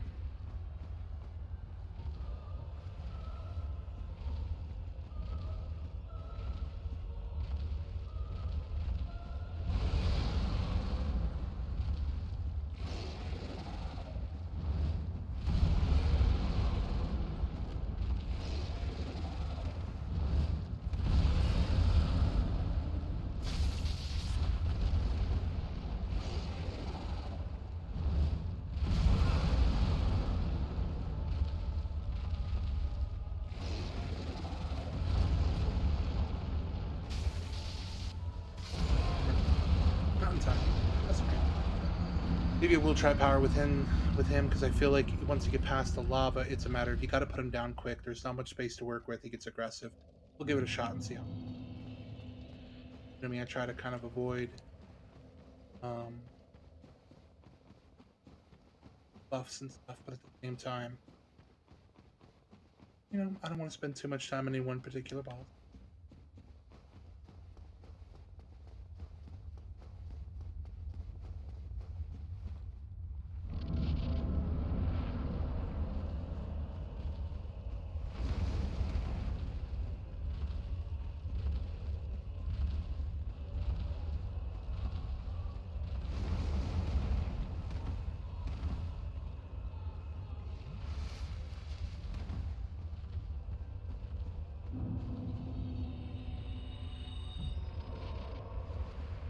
All right, make me regret it. Let's do this.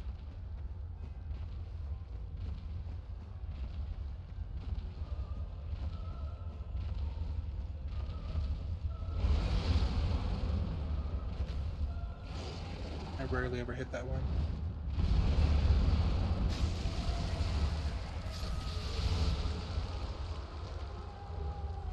Oh, that was all I needed. Okay.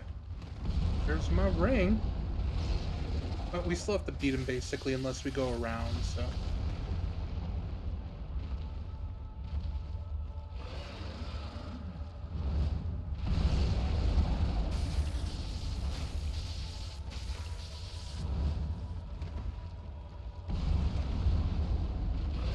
Just in case.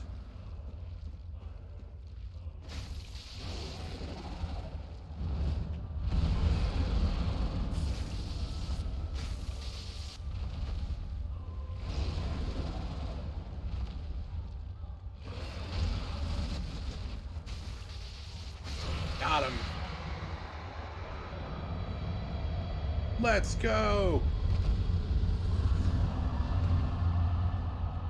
My ring, oh, I got my ring. I'm gonna walk through lava. You gave me human. And I said, fuck you.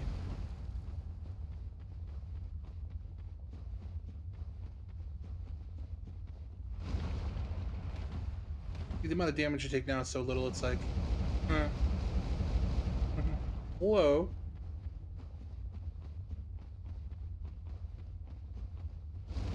You will be my friend. Be my boyfriend.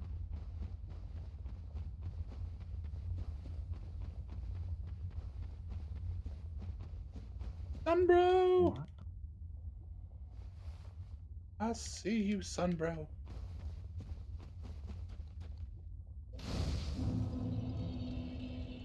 Alright, now, let's warp. Let's go back to the Daughter of Chaos.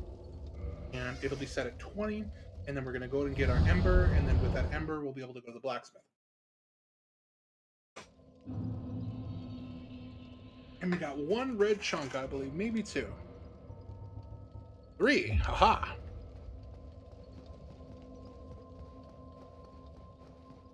So we need,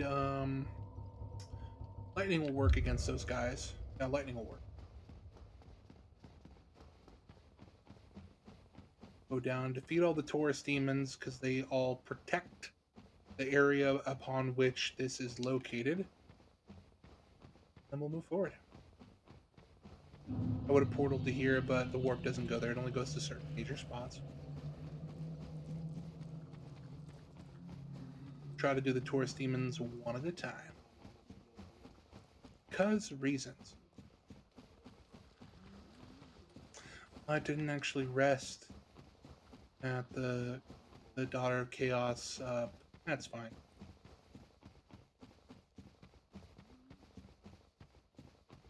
It's okay.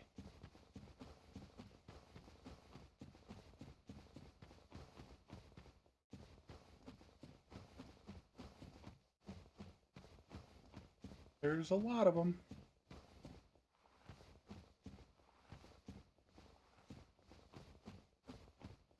Almost like they're protecting the gates to hell.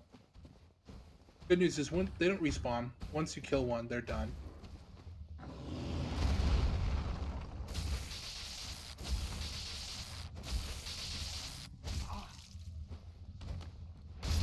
Heck?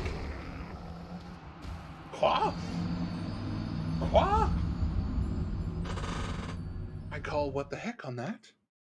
And I'll be all the way back at that other one, won't I? Yep. That's fine. Warp. Daughter of Chaos.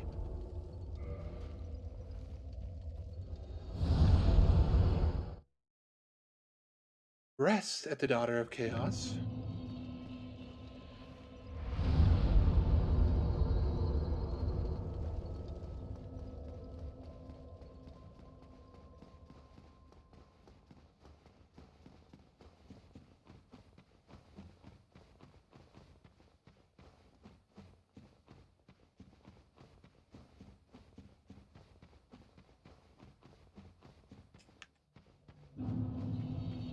Round 2. Fight.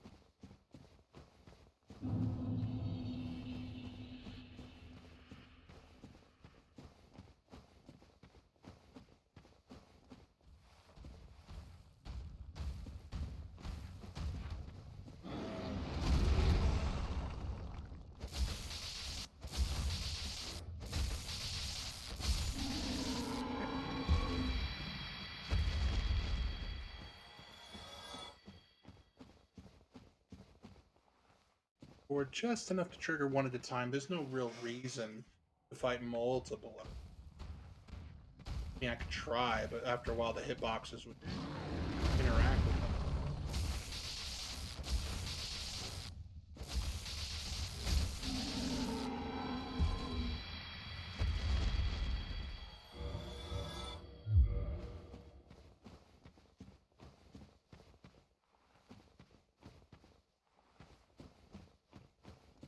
Well, crap. Here comes two. So,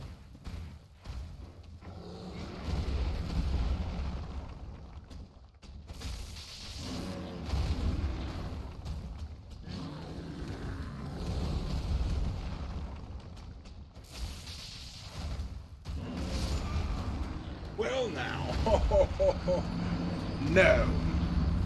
That's okay. All the other ones that I killed in the meantime are gone. How long has the stream been going? It's been going for a while. I wonder if I can play off stream. I'm looking at the stream.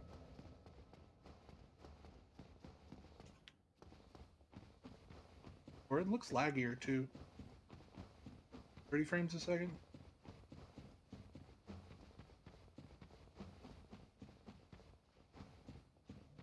Works when it comes to just traversing.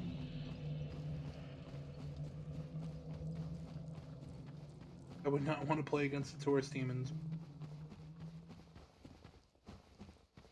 No. I'm good. I know what I'll do this time, so I only trigger the one.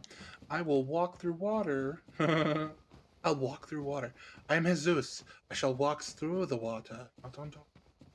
Now, I will just carefully go through the lava and get just close enough to the one.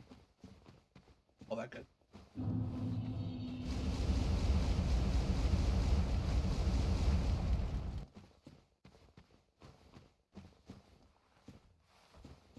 We are now friends.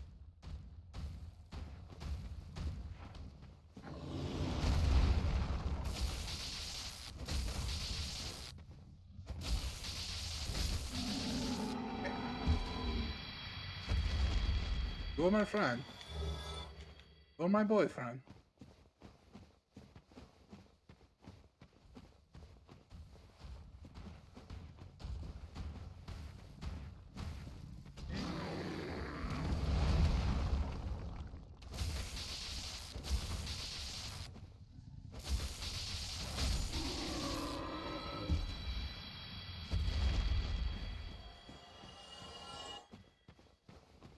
Left, to the left here.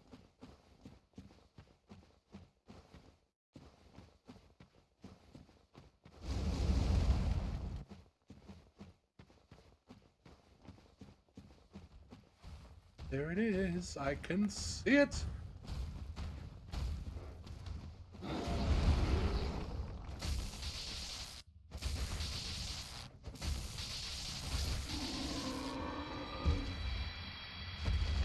I feel like I should have called my character Negan. Because he just goes around with a reinforced bat all day.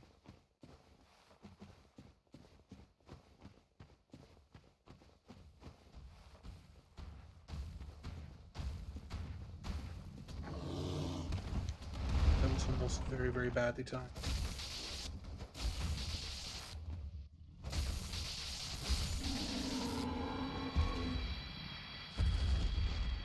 Alright, one last dude left. Let's get her done. Let's go!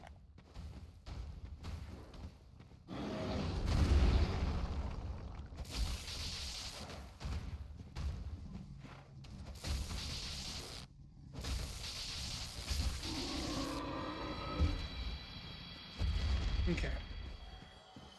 The first item. Run up or jump to get it. Or roll. Got that large soul, the proud knight. And that's nice, but what we really wanted was this. Which if you were to run from the other side, it'd be a lot shorter. You might actually make it. But Chaos Flame Ember. Wanted, now we're back off to the blacksmith. where we can get ourselves chaos weapons. Bone.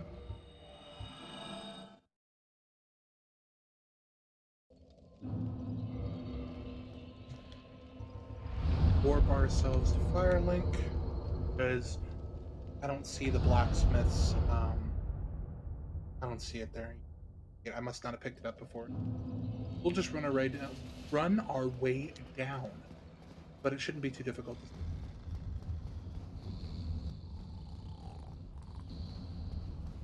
I think I've still got my Divine +5 club. We'll just use that. Actually, no, we don't need to, now that I think about it. There's no need to, because we killed all the sorcerers. Nothing to be resurrected, so... Might as well use the most damaging, which against these guys, I believe is still lightning.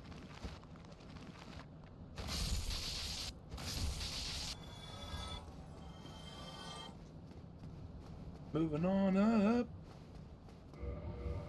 Bye. I need a piece of the pie. On up.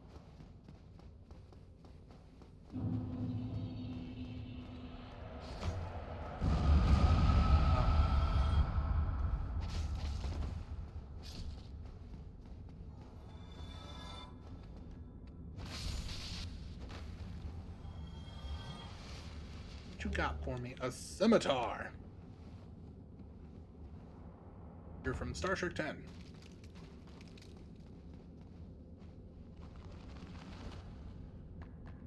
With.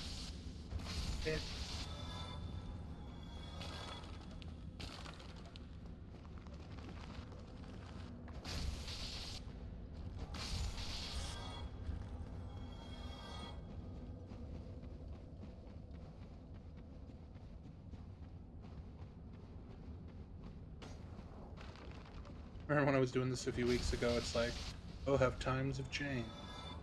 I've become much stronger in the dark side.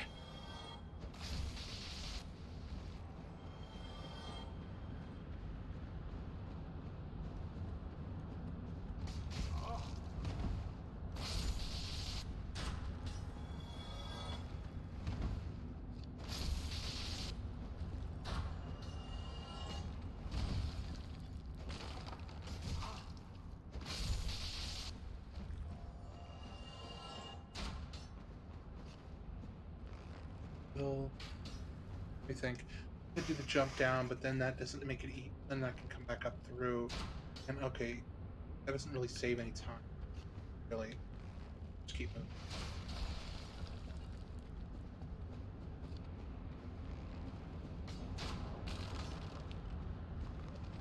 Come on down. You're not the next contestant on Smash. Let's smash.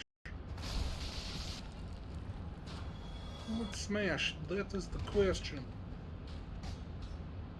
The answer is most things they smash. You don't have to tune in. It's very easy to know. Most things are very, very smashable.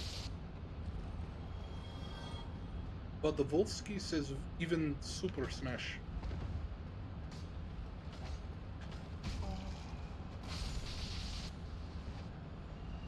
One and two. What was that? 1 and 2.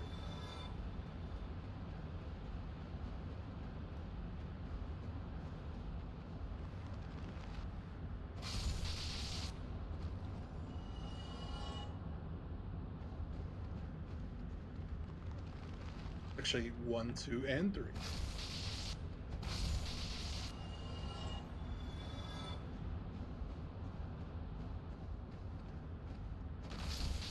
Off the side, he's like, no, I'm too afraid. Alright. I like to do this with a certain degree of I'm not going to die. So we fat roll. Yes, we fat roll. Come down here to the bottom. I mentioned last time I did this, I just walked off. This time, we fat roll and we land and we are okay. It is the power of the fat roll. Right. Best to add bonfire. We're back in the future? Probably not.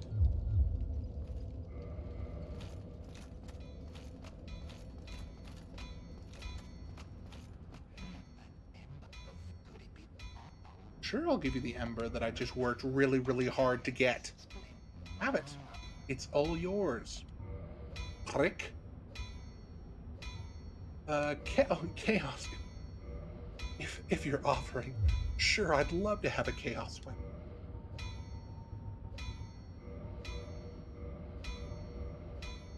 All right, it's +2. Now we need a lot more red titanite chunks to increase its power.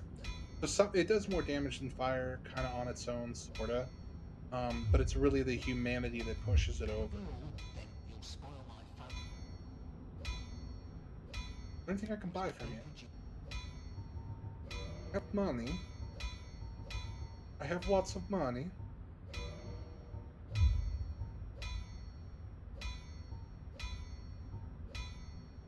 Don't really have anything I want. Maybe I'll buy 9 of these. Just buy out. I can get a battle axe later. I should probably farm one.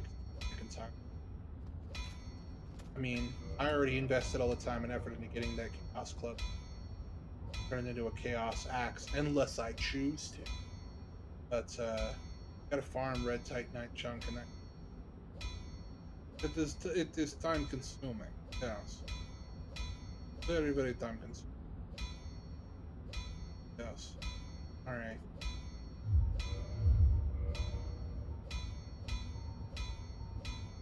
Where did I get that from? Where did I get that slab? Oh yeah, I killed the demon, that's right. Oh yes, I pay attention. No more red. What was I looking for? Oh yes. One transient. That's it, alright. Maybe let's make a visit. Don't just take me right, literally right there. Let's warp back to Firelink. And we'll do 2 different things. Yeah, we'll do 2 different things. I don't know why I was all Yu-Gi-Oh or whatever there for a second, but let's switch out our armor. Let's go back to Gold Hem, Mask of the Father, gloves. I don't like those gloves though. We gotta fashion souls there. Up any better? Eh.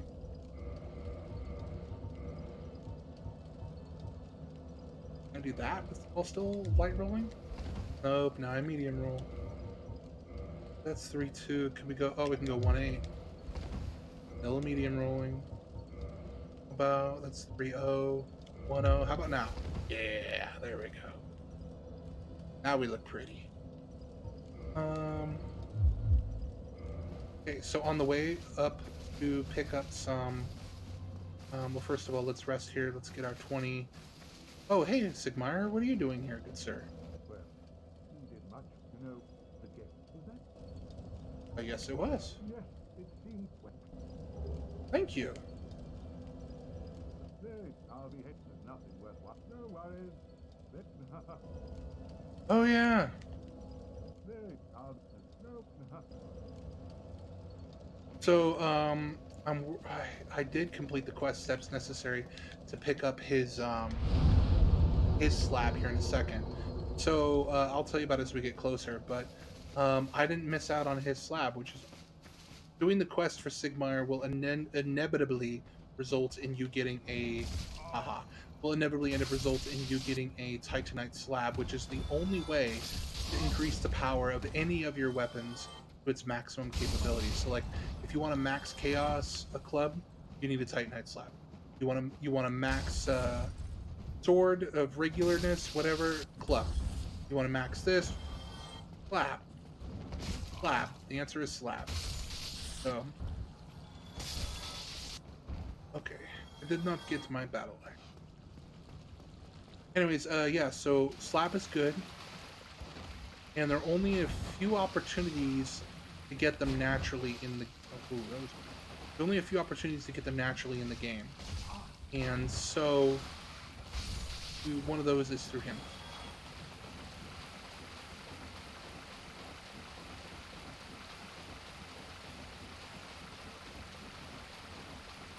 That's why unless you played the game through multiple times or you're finding ways to farm the shards, you'll see most people have like +4, +9, +14, that kind of thing. You let I thought you bet plenty. Not +9, but you kind of get. I want some more transient curses. Let's go with 2.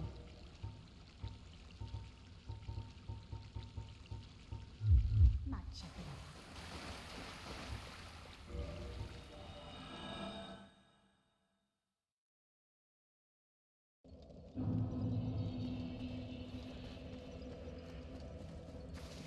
How long is it going? It's been going for a while.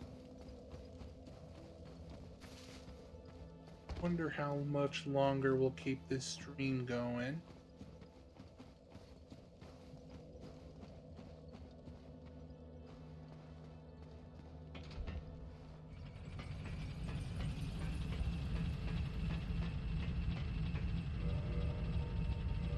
So what we need to do is now equip that transient curse. It basically temporarily curses you, and it'll allow us to fight the ghosts that are over here, and then we can go ahead and oh, S-Talk. And then we can move our way through to unlocking the underwater area, and more importantly, to unlocking the ability to farm some chunks.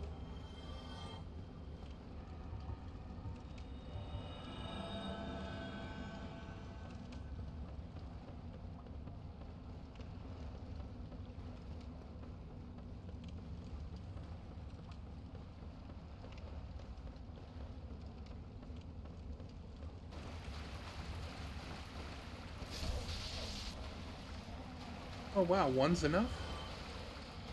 Okay. They must not care for lightning. Run across. Technically, you could come here at the very beginning of the game and get this Firekeeper soul if you're slick. It is one of the ways to upgrade your Firekeeper soul literally before you've killed anybody else in the entire game. So, if you want to, that's certainly an option. And on some of my runs, you'll find that I do that. Because it's quick, it doesn't hurt anybody, and you can just... Really, the only thing you lose is either you gotta run back and die, or just bone out. Just bone out.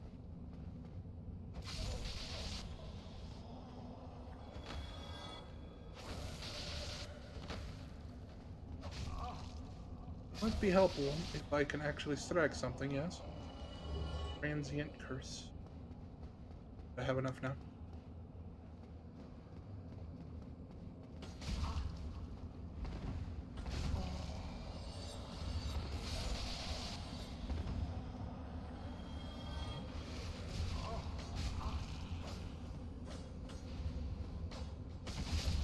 Ugh.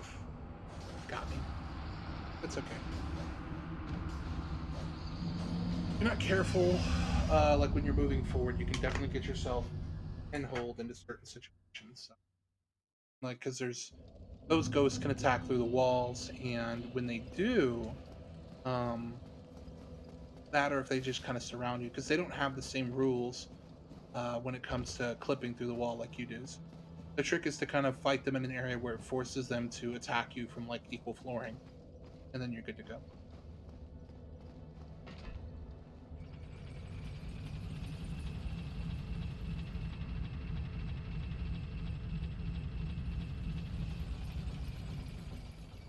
And I keep the gold serpent ring on because if you're not careful, you'll run out of transient curses real fast. And then they can still attack you, but you can't attack them. You have to be temporarily cursed to be able to hurt ghosts. You see it now?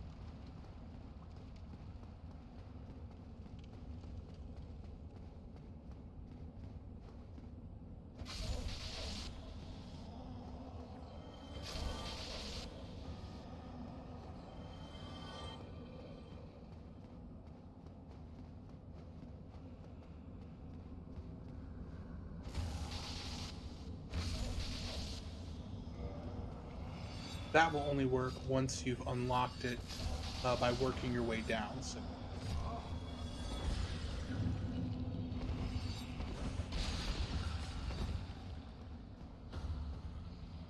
the trick is kind of force them out to attack you.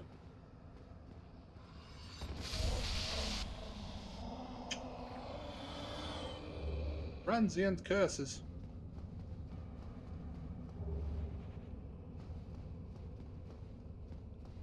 And unfortunately, you can't reactivate them until the old one has expired. So, kind of keeping on top of watching it kind of. I know you're there. I know you're there.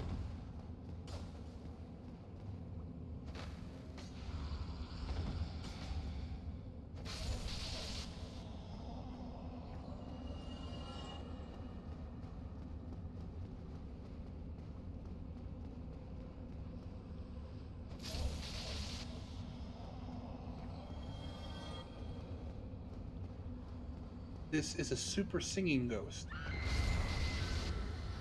And she did not drop her fancy, incredibly low chance to drop gear. Which is to be normal. That's actually a really good soul level 1 weapon that she drops. Some people might even say the best, depending on your particular type of strategy. That's kind of up to you, of course, but sure, personally, I'm after playing around with the club, I don't know if it is the best anymore. Because it really is about the move that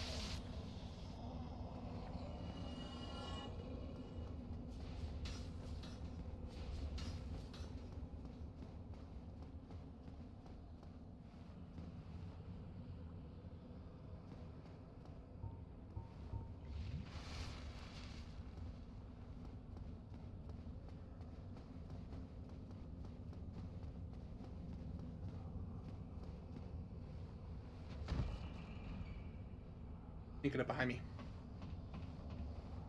They will.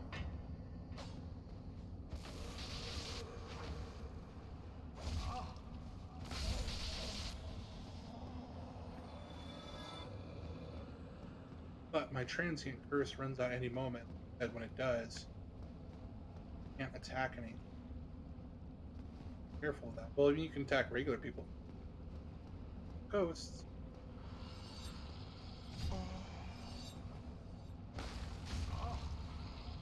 Ought to be.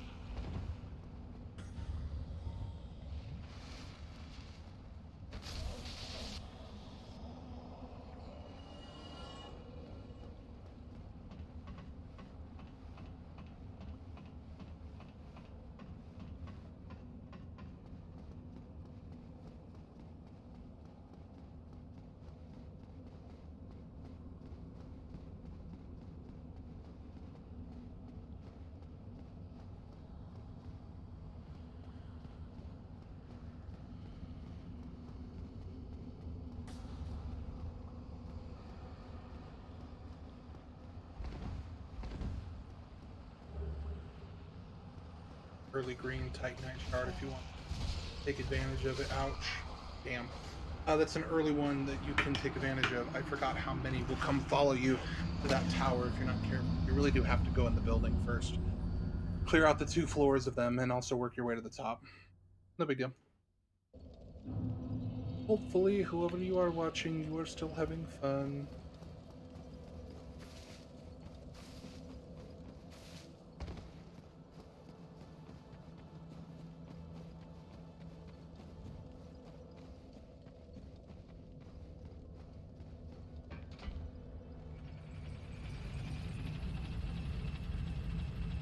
I wonder if that Chaos Reinforced Club will do without any humanity to back it up.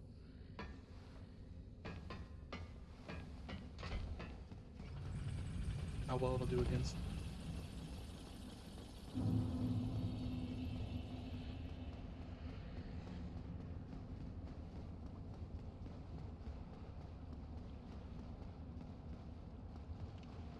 This vid stream and video, by the way, is going to count as both Monday and Tuesdays runs for Dark Souls. I'm going to keep that in mind, folks. Intentionally long stream for that reason. I figured there's going to be a lot of like catch up, grinding, that kind of play. in this type of video. So, oh wow, it does way more damage. Ghosts don't like fire. Yeah, that's no humanity too.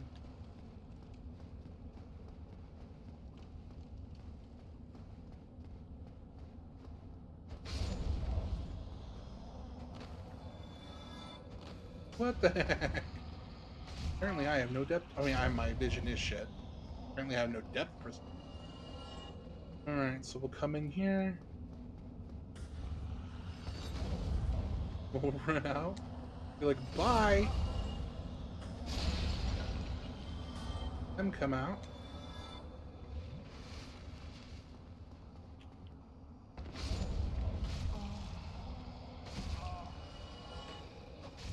Seriously, girl? Go down.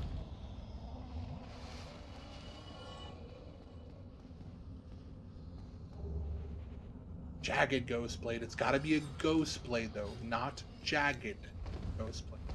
Ghost Blade is the hard one to find. Jagged Ghost Blade is just a weapon. Just okay. Ghost Blade, which only drops off of um the red-eyed, that one, is considered one of the best, like I said, the best Souls 1 weapons.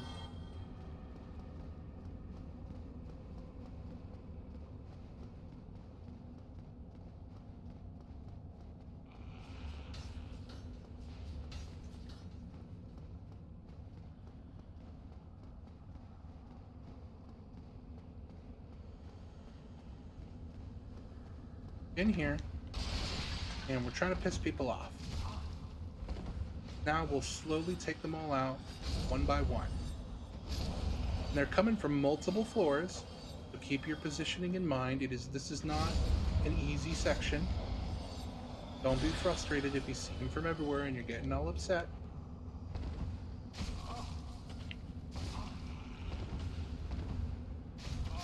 Ah!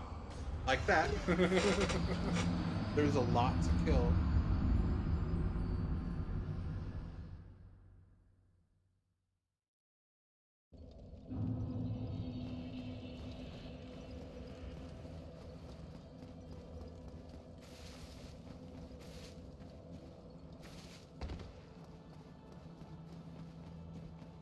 There's two different ways to approach that, mind you. You could go ahead and work your way towards the.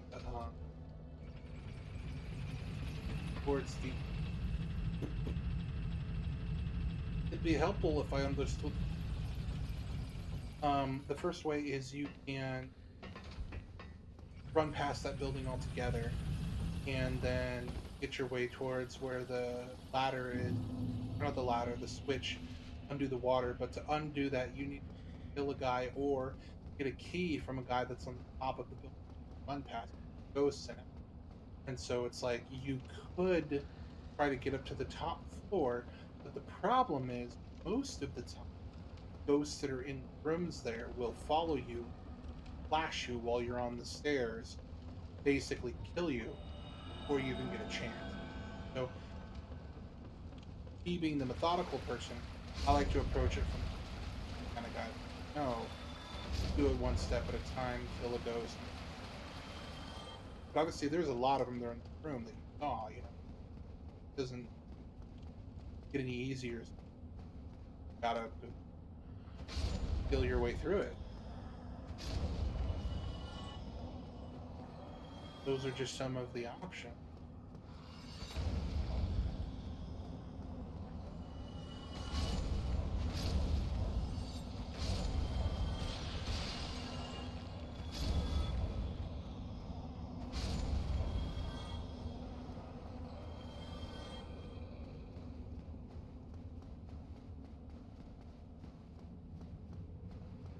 Just in case I get that weapon. One of the few weapons that I think is upgraded with either Twinkling or Demon Titanite, unlike the rest of them, so it's worth trying to farm for it. Just if you're already on your way. It has a different moveset entirely. There is one other red demon, I don't know what it is, but there is one other red ghost woman that like You try farming it. I don't remember.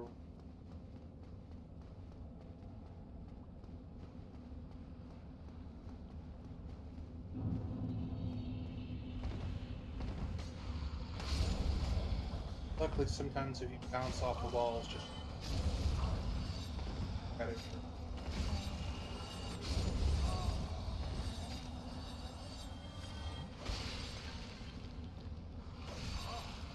Please, right. I don't have enough poise to go through it. Maybe, yeah, I think maybe what I'll do is when I get back to that point. Yeah, yeah, okay. I'm gonna light rolling is clearly not gonna work here, not in the long run. So what I'll do is let's run, get there faster.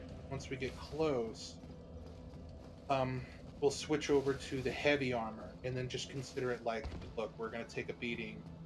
You know, let's take as much damage off as we can, and that'll allow me to also poise jump through their attacks because, in case you're not familiar, like you're the person who is watching much or the person. The way it works is you have a certain degree of what's called poise that's necessary to break you in the middle of your attack. Like, meaning they stop you from attacking. And you'll see with this light armor I'm wearing against those ghosts, they just break through like right away. But with heavier armor like Havel's armor on, that's the stuff I'm gonna. They can't break through it, like not quickly. You need multiple attacks or multiple heavy attacks to be able to accomplish them. And so, like here, put on Havel's armor. It's got the highest poise in the game, right above Giant's armor.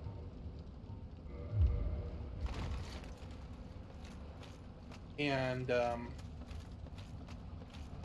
so I can do that jump attack and go like they can't stop me. They can't interrupt it like before. It'll make connecting so much easier. Oh yeah, crap! I haven't taken it yet. I made a dumb mistake. Click to follow technically. Okay, now I can attack him. See what I meant by the whole transient burst thing?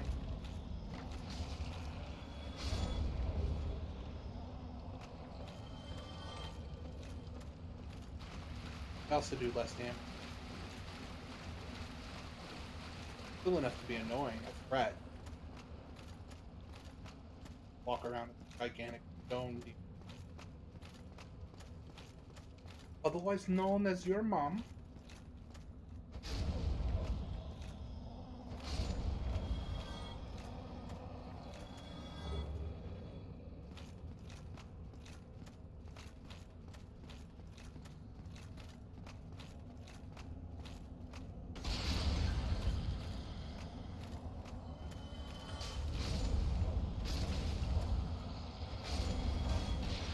See how I'm taking damage, but I'm protecting, very protected against it. Kind of cool. What I'll do is, once I kill this redheaded, this redheaded stepchild, once I kill this redheaded one, I'll switch from the gold, gold serpent ring, which increases your chance of getting a rare drop. I'll switch it from that to the steel protection ring. That'll increase my damage spells. The physical damage. That's what they're dealing is physical damage. Magical. That is just physical. Alright. The mind and body are now ready. We'll kill things.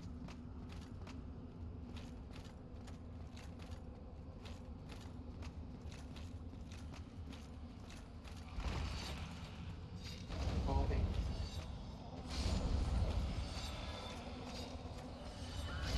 Or what your mom calls you.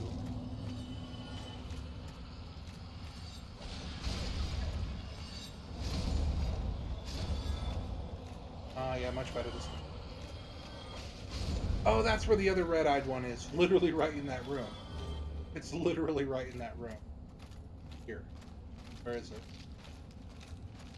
There's a red-headed or red-eyed Arden Long. that is in this area. I killed most of the ghosts though. Plan worked out so well, it's like, okay. Welcome, second viewer. Shall enjoy the 10 seconds that you are here before you disappear and click off. So that is the power of the second view. Disappear almost immediately. Oh.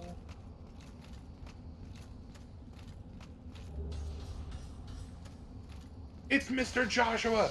I know Mr. Josh. Oh my gosh, that's funny because you want to know. That's funny. Hey Josh, because I was literally thinking, Wolstenholme, that you should call yourself Mr. Joshua, like, and we should do Castle Crashers at some point because I have Castle Crashers and you have Castle Crashers and Castle Crashers. It's fun, but we could do. Oh, did you leave already? Bummer.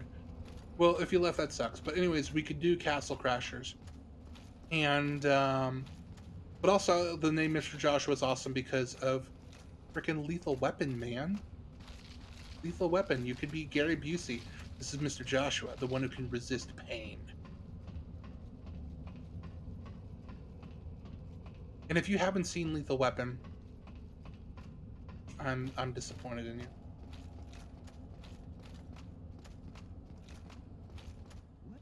Not really, but kinda. Like every adult male should have seen the movie Lethal Weapon, at least the first one. But not really at the same time, because you're like,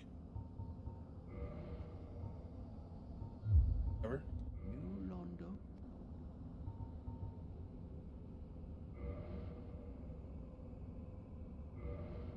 New Londo. New Londo. Oh, he's not gonna let me do it unless I purchase something from him, is he? There, now will you do it? New Londo. There were no. Okay, well then here's what we're gonna do. We're going to murder you. Because it just, that's the way it works. You are no different.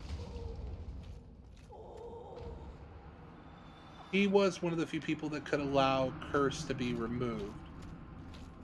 But now with his death, where's the item, man? It's not there. Oh yeah, Danny Glover's good. Danny Glover's good, but I'll be honest, I kind of checked out after a while when I'm going to quickly quit out on this because there should be an item that was on his dead corpse. Um, go back and continue. Um, I didn't realize just how much he was political when I was younger, and I'm just like, I get tired of politics now, so I'm just like, all right. But he does do a really good job as Murtaugh. He really does, and his family is just adorable, and you guys are awesome. But seriously, Mel Gibson. All I gotta say, Mel Gibson.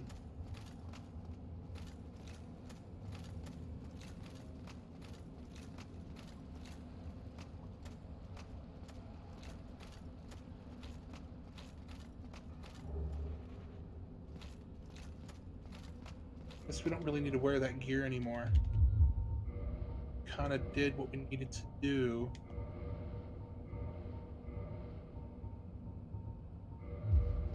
We can switch out. You got any experience with Dark Souls much there, Mr. Joshua?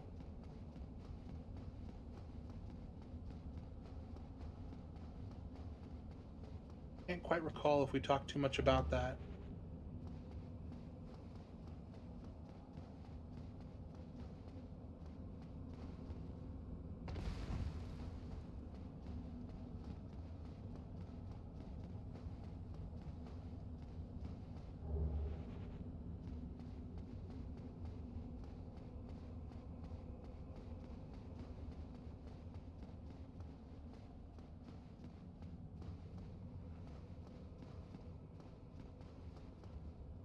No!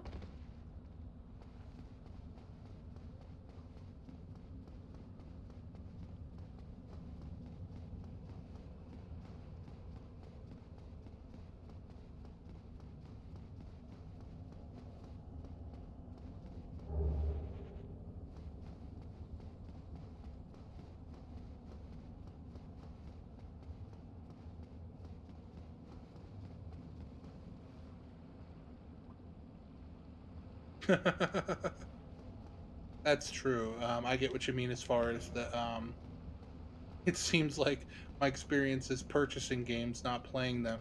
Because gosh, for a long time there, all I did was just buy games. That was it. Buy them. I hear you.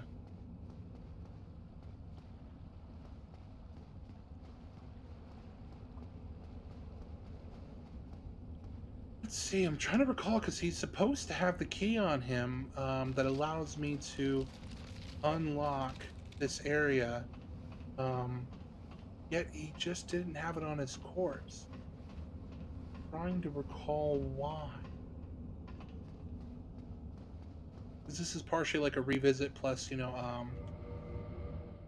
challenge video at the same time. So it's like, I've done this before a bunch of times, but usually I go through the motions of like, okay, well, I will do all the lore, and then I'll go to this area, and then I'll come back to this area, and then boom, there we are. But usually I don't kill him and then take it. You need to be able to get that again access.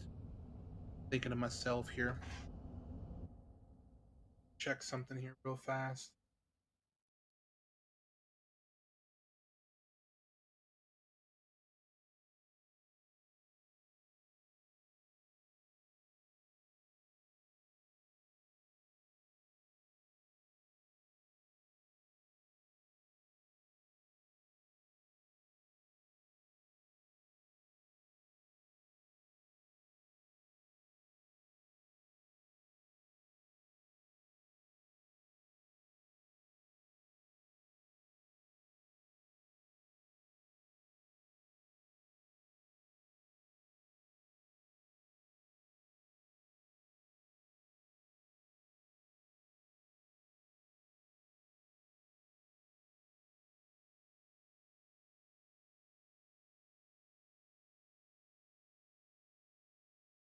Bug this. Okay, so I found the key that I need.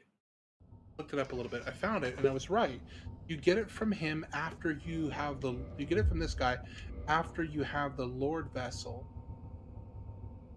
um, or from killing him.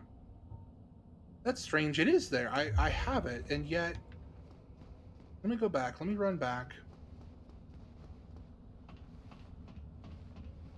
The way it works is I need to be able to. I'm not sure if you have any experience with this part with like the lore and stuff, but like I need to basically unlock the bottom area of this like ruins, and it requires me to unflood things down there.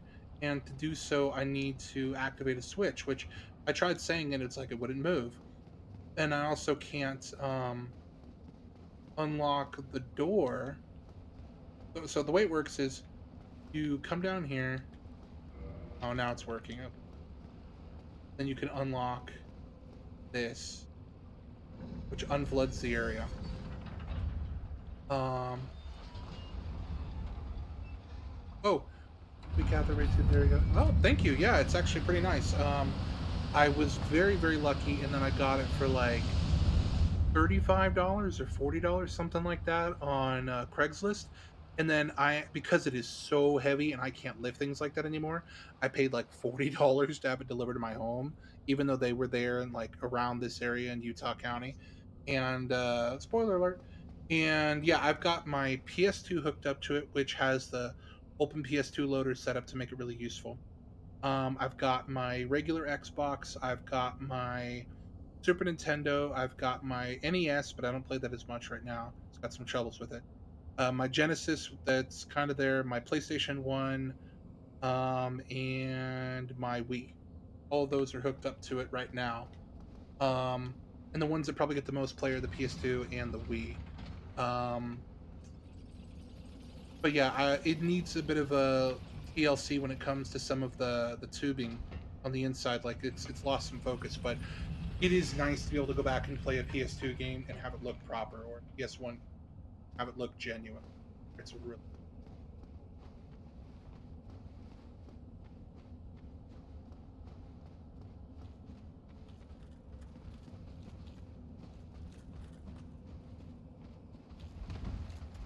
although it'll probably be the one thing that I'm going to be really upset about when it comes to like when I get kicked out here in a few days.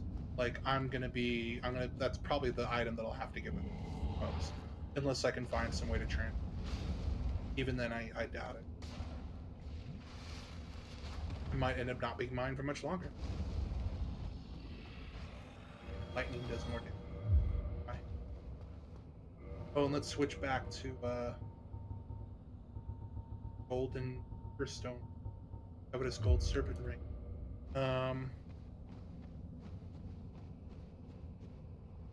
Kind of. I haven't played Silent Hill 2 in a long time, but the black levels on it are pretty deep. Like I said, it's fuzzy and that's frustrating, but it's still all right. Um, it's definitely I really enjoy it. And actually, what's funny is I have never played Silent Hills, any of them, even though I love some types of horror games. I've never played Silent Hill 1 or 2, but that was one of the few things that I was lucky enough to get from my first deceased partner. When she passed away, there was certain got, and one of those was full, legitimate in-box copies of Silent Hill 2, 3, and 4, and they're all in like very immaculate condition. If I was to sell them on eBay, I could probably get upwards of like 1,000. And if I sold them all as is, because two of them are for the same console, and one of them, the one is for the Xbox, but it's really hard to find on the Xbox.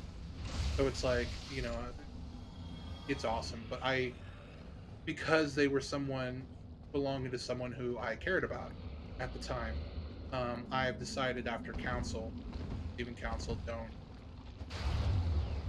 not unless you're like, just don't. So I don't plan on doing it. Not that you were even talking about selling them, but you get what I mean. I died. At least I know how to get back down quickly.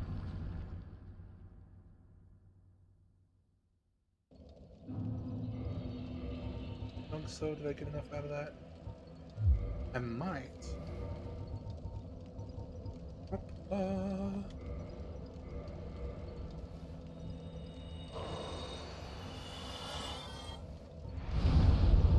You lucky enough to have yourself a cathode ray tube television? Question mark. Oh, wait a minute.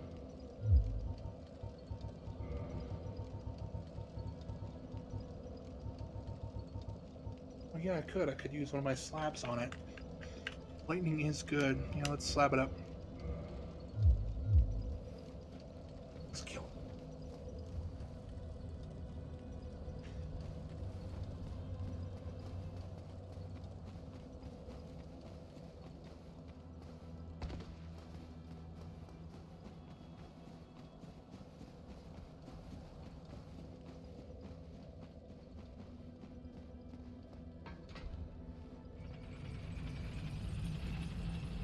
So do you have an old CRT?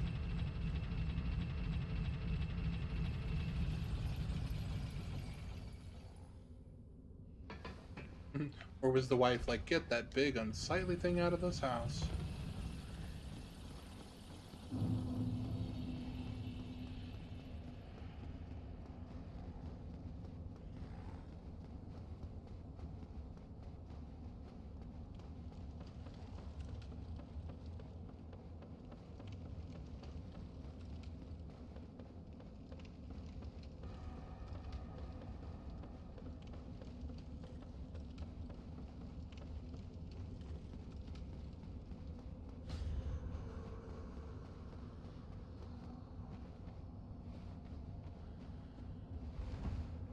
Now that the water's out, you can drop down on your own. I can get back there faster, and it's not too bad.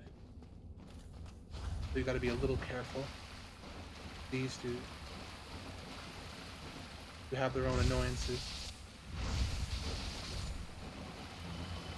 Luckily, you'll backstab your way to victory. I had a 13-inch CRT on my desk for a while. Used it for reference when capturing. Oh yeah, no, that's cool. Yeah, the PS3 does pretty well with it. Although after having done some research, I, depending on like the setup, it's not necessarily the best. And the reason behind it is, while you can do a component video output with it, the resolution, or not the resolution, there's a fair amount of delay on the composite signal.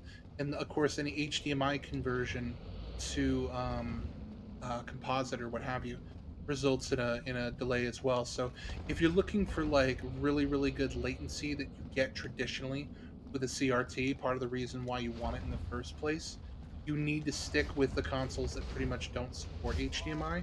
It's not like that alone does it. It's not just the HDMI. There's something about the device itself. Um, but so traditionally, like if you're doing like a PS2, for an example, you're really just playing PS2 games, then you want to keep it with the PS2 because its component signal works better than the HDMI signal does, or the component slash composite signal is for the setup. So hopefully that makes some sense. Kind of ranting. I did a lot of looking into that before I could have found a reasonable setup that I liked. That's why even though I have two PlayStation 3s, they're both hooked up to some sort of HDMI monitor slash television setup instead because the latency is just unacceptable either way. So those PS2 games are things that I want to have the benefit of the CRT. I just back off and oh, don't kill me. Play it.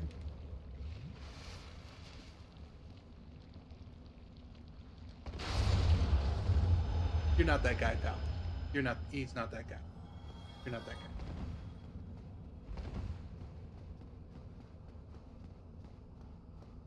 Should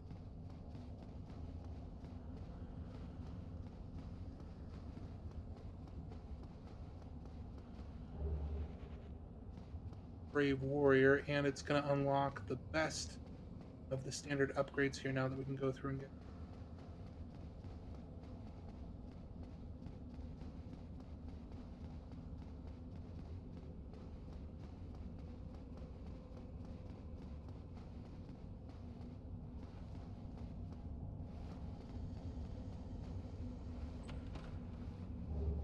Very large ember. My wife told me I had a very large ember once.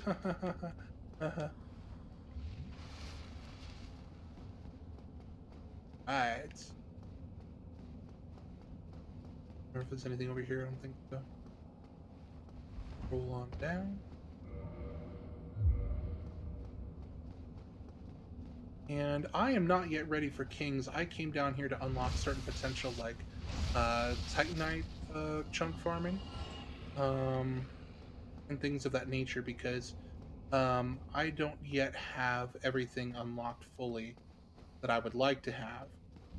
Or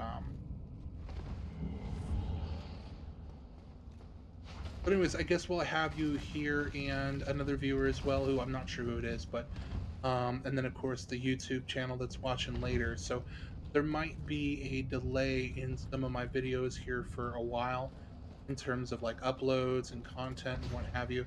It really has nothing to do with me and myself. I've talked about it a little bit, but not too much on my channel, but and on Facebook and so forth. And that's my landlord is very particular and very nefarious and evil. But the point is that's well, evil. That's rude. I'm being hyperbolic. But she has had a dispute with me, and I've tried to prove my innocence. It hasn't worked, and so she's actually given me an eviction notice for the end of May, and I've tried to convince them otherwise to go ahead and keep me here in the home because it's not like I'm not paying rent or anything like that. And while there's still ongoing negotiations, it doesn't look like it's going to work out. And I'm afraid I don't have anywhere to go to. I don't have any funds backed up. I don't have any place that's willing to secure me. Obviously, I don't have a job, so there's that. But things like that kind of limit my places that I can go to. And so, and unfortunately, my fiance doesn't have anything either. Things just haven't worked out well for us. So, we might be. I don't know if I want to use the word homeless for a little bit, but kinda. We certainly will be in stretches where I will not have any computer, and that's like that's what I mentioned by the whole comment as far as like my TV. Like I don't know if I'll even have a place to put it because we don't have like a storage unit, or I might be able to come up with the money for a storage unit. I don't know. Now, granted, I used all of the funds for the GoFundMe as I promised toward things that were just related to the business. So the web camera, I got that. I got some equipment that I need as far as software. I am using a free version, but at the same time, there's a few plugins I needed. Um, and then a few other things that are they're related to it, but it's like it probably wouldn't make as much sense unless I went over every single thing I had. But basically, I was able to get some money for that, and it really helped. But I didn't use any of it towards like stuff outside of it. So, but yeah. So unless I can find a way to convince my landlord to let me stay, I'm gonna have to find a way to sort of rush out of the house. The videos won't be as much of a focus. Kind of a heads up for my audience. Partially why I'm doing such a large live stream at the moment. Kind of, oh darn. I'm hoping to at least get in one good last hurrah before my futures.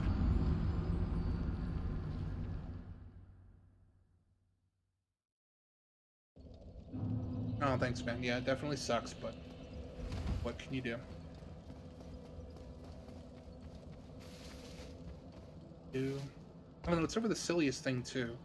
I think honestly, it's well, there's probably not too many details I can tell about it. It's not because I'm a terrible person. It's not because of anything like that. It's just it's over the smallest of things with the house, like, and it's just ridiculous.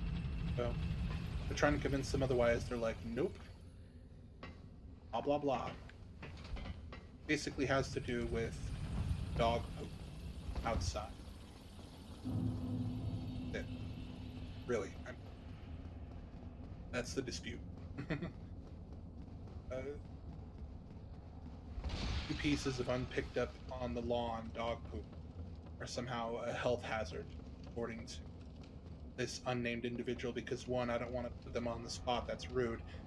Two, it's not in my legal standing to mention other people contact him.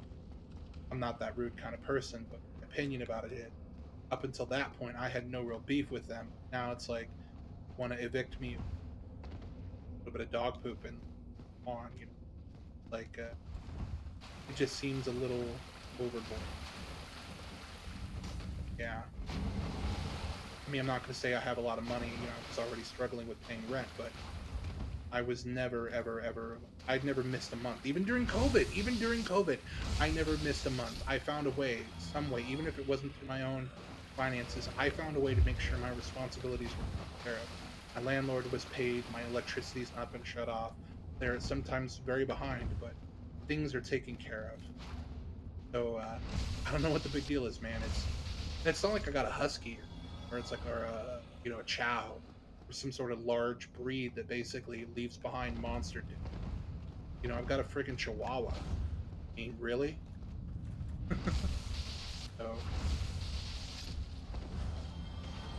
hopefully things will go well. I've been praying and I've been getting some. Oh, I lost all that stuff. Getting some support of others, but in terms of like emotional support, but gotta convince people. Yeah.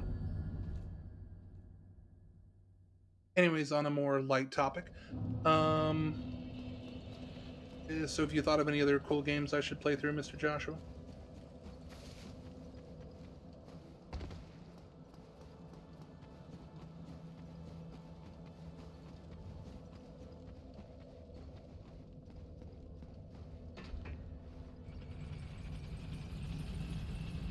Think real quick.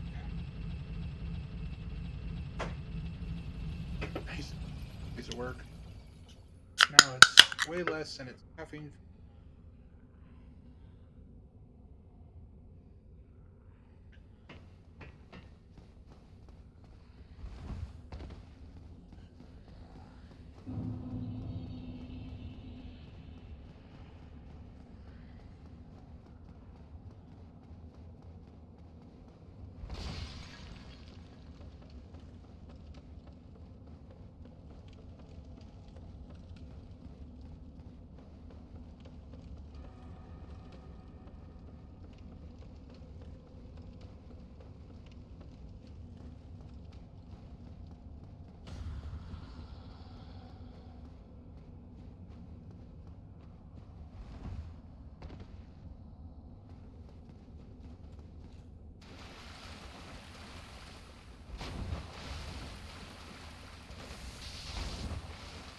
By the way, Dynamite Cop, killer idea. If I didn't mention it already again, you know, just people have liked it a lot.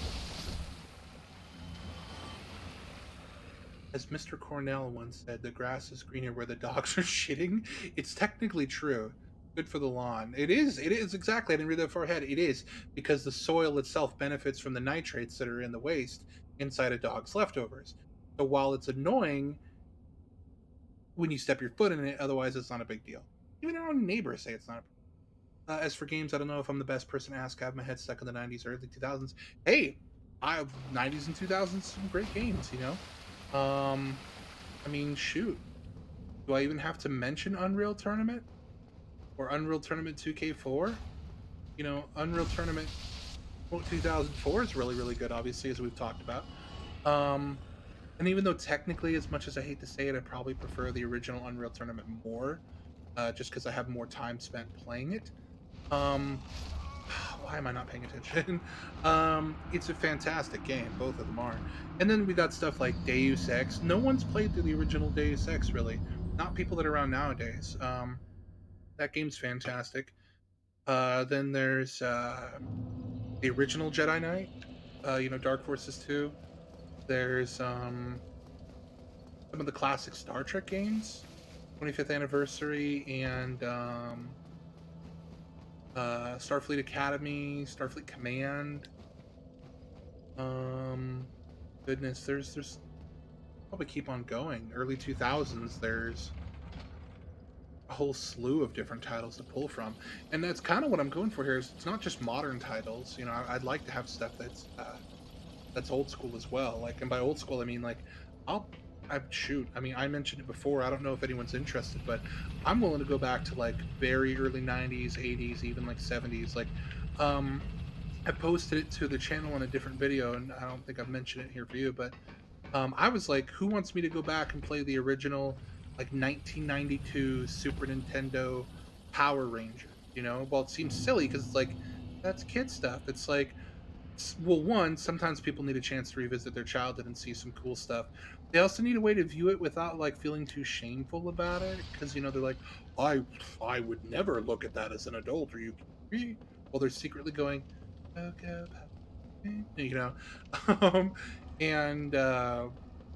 and you know, and then of course at the same time there are those people who don't care about what others care about. They're like, yeah, go with it, man, enjoy it, be the inner boy again, whatever.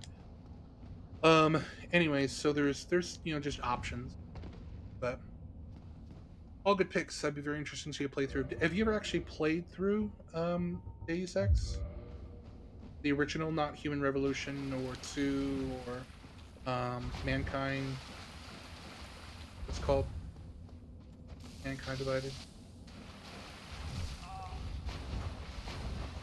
Road Rash. Well, that's one that I haven't played through. I know of it, of course, but I've never played through it. It's a dark hand.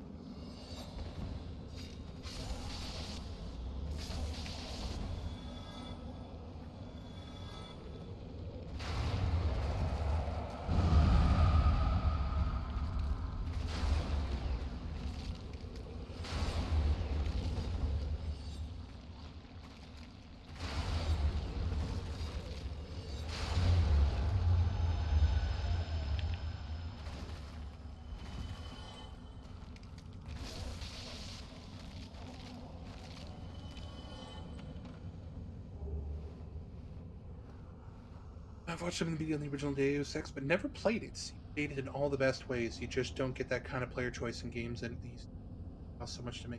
Your divisions are made, or we meant decision, are made by the people playing or paying the bills. I'm afraid the games go the way of Hollywood budgets on. That's kind of how they are, anyways. Ever since maybe I'd say a few years after Gears of War 1 is really when the big push definitely started to take place with the whole, you get creativity in art house, you get traditional in the more modern big budget type. Um Deus Ex is amazing. It is a longer title for a shooter, basically a role-playing shooter. It is very dated and it is awesome. Um you need to make your choices very carefully. On the easy difficulties, it is not hard at all. On the hard difficulties, really need to pay attention. And you can go for complete stealth. You can go for partial stealth. Oh, dang, got me stun locked. You can go for really anything. You can go for so stealthy that you don't kill anything. You can go for you kill everything. You can create a stun, like you're not stealthy, but you stun prod your way through the levels. You can focus on dialogue and then basically talk your way out of situations. It's not quite like Planescape Torment levels, but it's pretty much like you can totally talk your way out of stuff. Um, and so there's quite a bit of player choice. Probably one of the most player choice games in existence, and certainly for a shooter. Its graphics are disgustingly bad by today's standards. Even during that time, the game's graphics were still like, eh. And you can install some mods that'll kind of help it along its way and make it look a little bit better. But you're right, it's dated. The quick save system is just that. It's like you got to constantly be quick saving, or else you'll never get a save.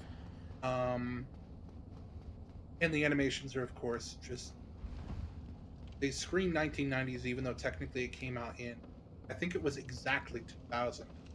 Um, and I actually just beat that. Like, it's one of those games where I always got like 60% of the way through, and then life stopped me from finishing. So actually, it was one of those games where I didn't beat until last year for the first time. But I played through literally to like the last like the last area. Like, and I won't mention what that is because the story is very important to Deus Ex. Um, I probably beat through it to the last area like literally 7, 8 times. No, yeah. So, but I finally was like, you know what, let's do it, and we need to get it done. We need to close that chapter. So I beat it, and yeah, how the ending goes is it's got multiple endings, and it's partially based upon um what options did you pick along the way, and then partially based on what choice did you make at the last minute. So there's elements to that. Lore is fantastic. The soundtrack is perfect. It's like it's the perfect mixture. Like, if you love sci-fi 90s and 2000s, you will be in love. The only soundtrack that I find that's on par with it from that era is and I might put this on the channel if anyone wants to see it. You may have even heard of it. It was on the Dreamcast as well, but it's predominantly the PC. Omicron the Nomad Soul. Soundtrack was actually done by David Bowie, believe it. David freaking Bowie. He even has himself digitally scanned into the game and has a few scenes where he plays a character that is quite literally a like a rock band performer, but also other stuff. I won't go into all the details, but like it is so funny to like have the game start off with David Bowie being like, "These dangers upon us," and just kind of goes off, and you're like, "This is awesome." Like Bowie was amazing. Yeah, rest in peace, David Bowie. He was yeah I mean, he definitely had some crappy moments in his career, but I mean, who's the man with the babe? What babe? The babe with the power. What power? The power of voodoo. Voodoo, you do. Do what remind me of the babe. Come on. You ever heard of Omicron, the Nomad Soul? If you haven't, I should give you a quick rundown of that one because if you like classics and you like player choice, that is like the perfect game. Like, and especially if you like sci-fi. And like, I don't even know how to describe it. It's so awesome. But I'll only blather on if you've not heard of it. Oh, okay, yeah. So the way it works is it literally starts off with this main character. The main character is looks like a cop. He's a redhead. He's like a future cop. And the game starts with him doing a cinematic of coming to see you. Meant to be like you, the person, like Mr. Joshua or Andrew, you know, like that sort of thing. He comes to talk to you. It's fully voiced. He comes to talk to you and says that in his world something's going on and he needs your help because he needs you to inhabit his body to figure out what's happening. It's like a sci-fi mystery. I won't go too in depth into that. But so you inhabit his body, but and here's kind of a spoiler alert. Well, there's a lot of things that happen in his life, like you meet his wife and all that kind of stuff. At one point, he dies, and you have no choice over that. And it can happen earlier if you're not careful. And when he dies, you need to transfer your soul to some other person in that area. So it could be a random NPC. It could be uh it could be anything.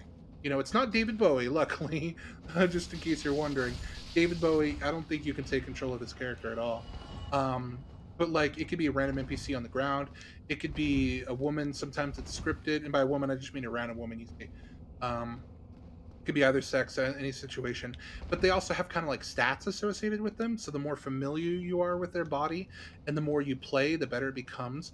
And basically there's three modes. There's like an exploratory, um like an exploratory walking around viewing the world, and then there's like a fighting game where it's like you're kind of doing one-on-one fighting like Street Fighter but not really, and then there's a first person shooter mode, and it's constantly switching, trying to remember what I want to do next, constantly switching between all these different modes. And the story along the way is just brilliant. It's not super easy, and it's got all that classic dated gunk in it, you know. And so it's good. It's a good movie, or a good game rather. And you can pick it up on good old games for like $10, or if it's on sale, it goes all the way down to like $2.50. So it's crazy.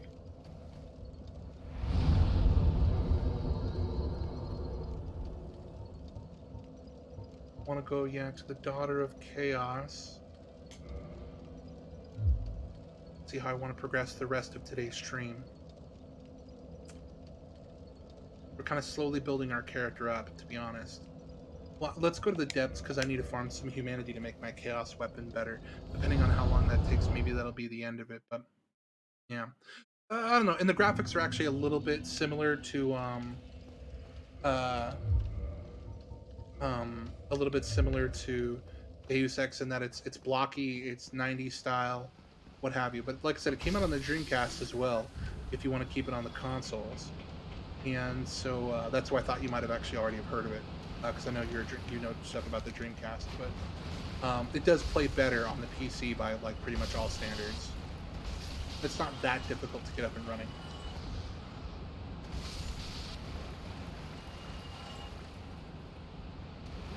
Goodness, time to think about it. That sounds like it. Maybe that'll be like my celebratory one. Like if I do get to stay where I live, you know, if I do get to stay, then maybe that's the game I'll play through.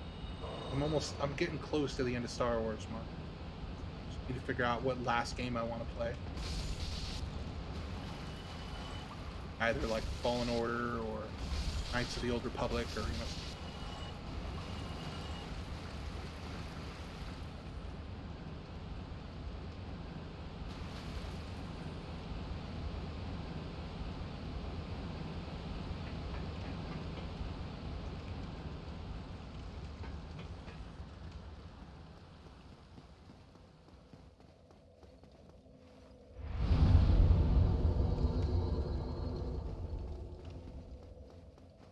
Knowing you, you're probably literally looking up on Good Old Games what that game was. Oh, I definitely will, man. Today's was unplanned, so that's why I didn't post it a lot earlier. But my next live stream, I promise to announce it a few days in advance if I can. And yeah, thanks so much for joining me, man. I really appreciate it. And you take care of yourself. Have a good one, okay?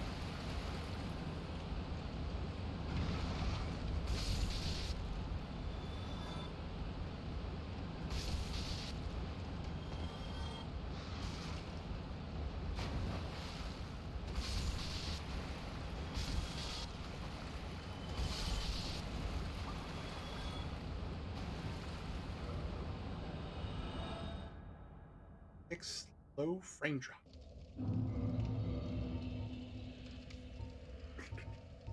Don't need the pro.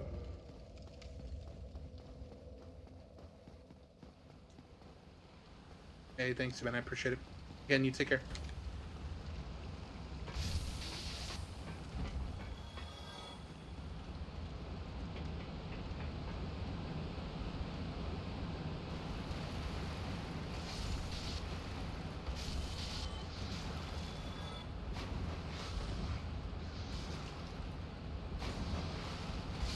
Come on, Cletus. There's a third person now in the stream. Maybe if I focused on not dying, then we could keep a third person. We're farming.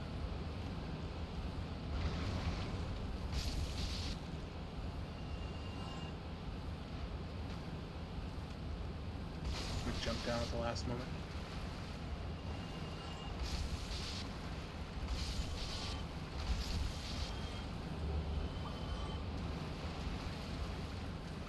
Finally!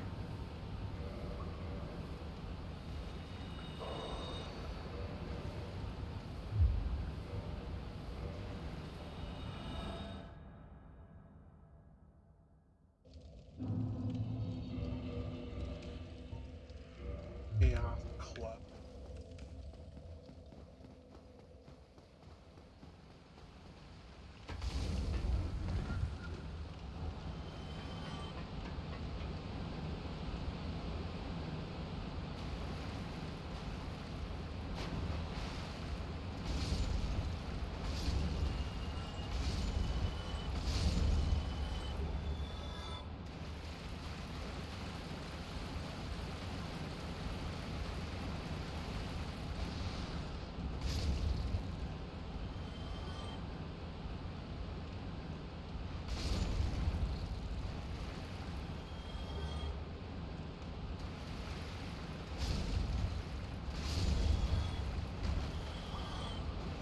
Now we're down to just one mystery friend left inside the chat.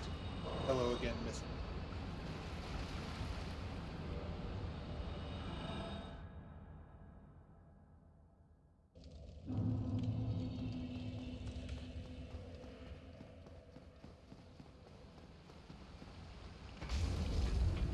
More humanity.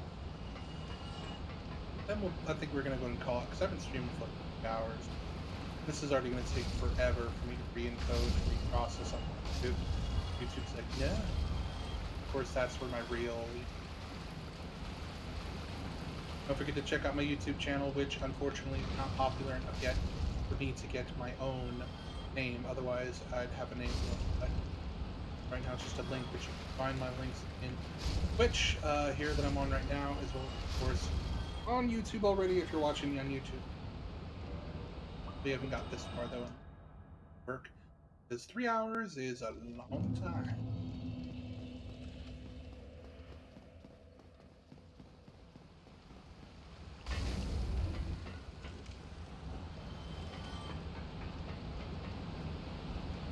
Worth it to me.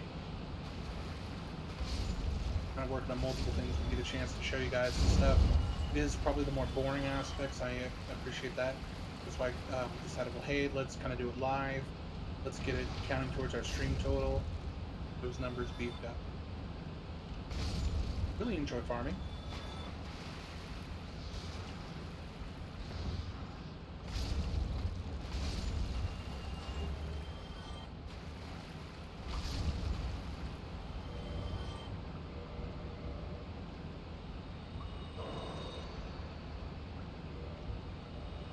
We're so close.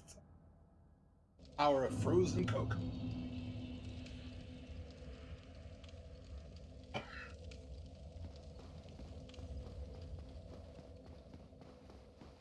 Sounds like a metal band. Frozen Coke. I came up with a really awesome one yesterday. It was Work into Poverty, something like that.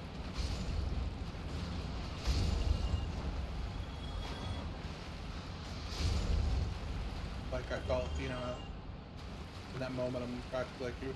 Batman, you think you know poverty? I was born into poverty, embraced by its skin.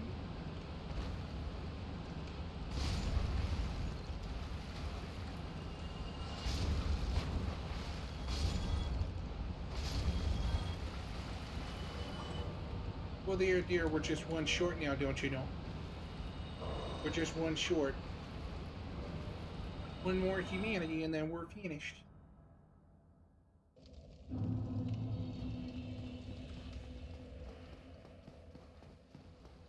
Nobody does. Love the James Bond movies. If I could, I would just stream myself watching Bond and be like, "Oh, you guys don't need to be here." But classics are the best. Sean Connery is the best.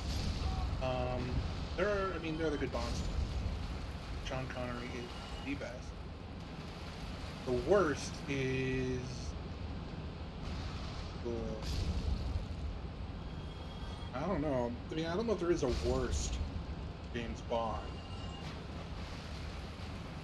but honestly, I'll need to rewatch it again just to be sure. But I'd have to say, if I had to make an opinion right now, who is the worst James Bond in terms of my liked performance, I'm gonna go with George Lazenby. Although On His Majesty's Secret Service is a great song, bro. But it's funny, like, oh wow, he almost crazy fire attack. It's actually kind of funny. If you ever watch Game of Thrones, there's the wow, seriously? Mother Tyrell, the leader of the Tyrell clan, or whatever you want to call him, the House of Tyrell, the one who gets spoiler alert, spoiler, lock your earphones if you're not ready, spoiler, killed eventually with poison. Um, she plays the Bond lady in that, and she looks a lot different, but also very similar to those days. And I hate to say it, but well, I don't know, I shouldn't have to hate to say it, but she was just downright beautiful. But she's still technically alive, I believe, of course. Game of Thrones wasn't that long ago. But, yeah, she was the Bond girl, and like I said, a good song, but I just, even though Lazenby's actually an Australian, I believe, he's just, I don't know. All right, humanity achieve. Let's see if we can get any more while we're in this little section. And if not, that's fine. You know, we're now at full power chaos in terms of humanity, but not in terms of its upgraded level. And that's just because we have not, um, reasons, we have not,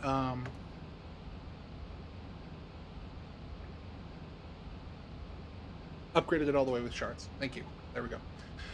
All right, so that's going to be the end of today. That's going to be the end of this run. I think that's the end of the stream. I might do some farming off camera just to kind of get some stuff done, but otherwise, that's basically it. I hope everyone who's been here has enjoyed yourselves, and I will let everyone know as an update as far as my videos. So you guys take care and have fun.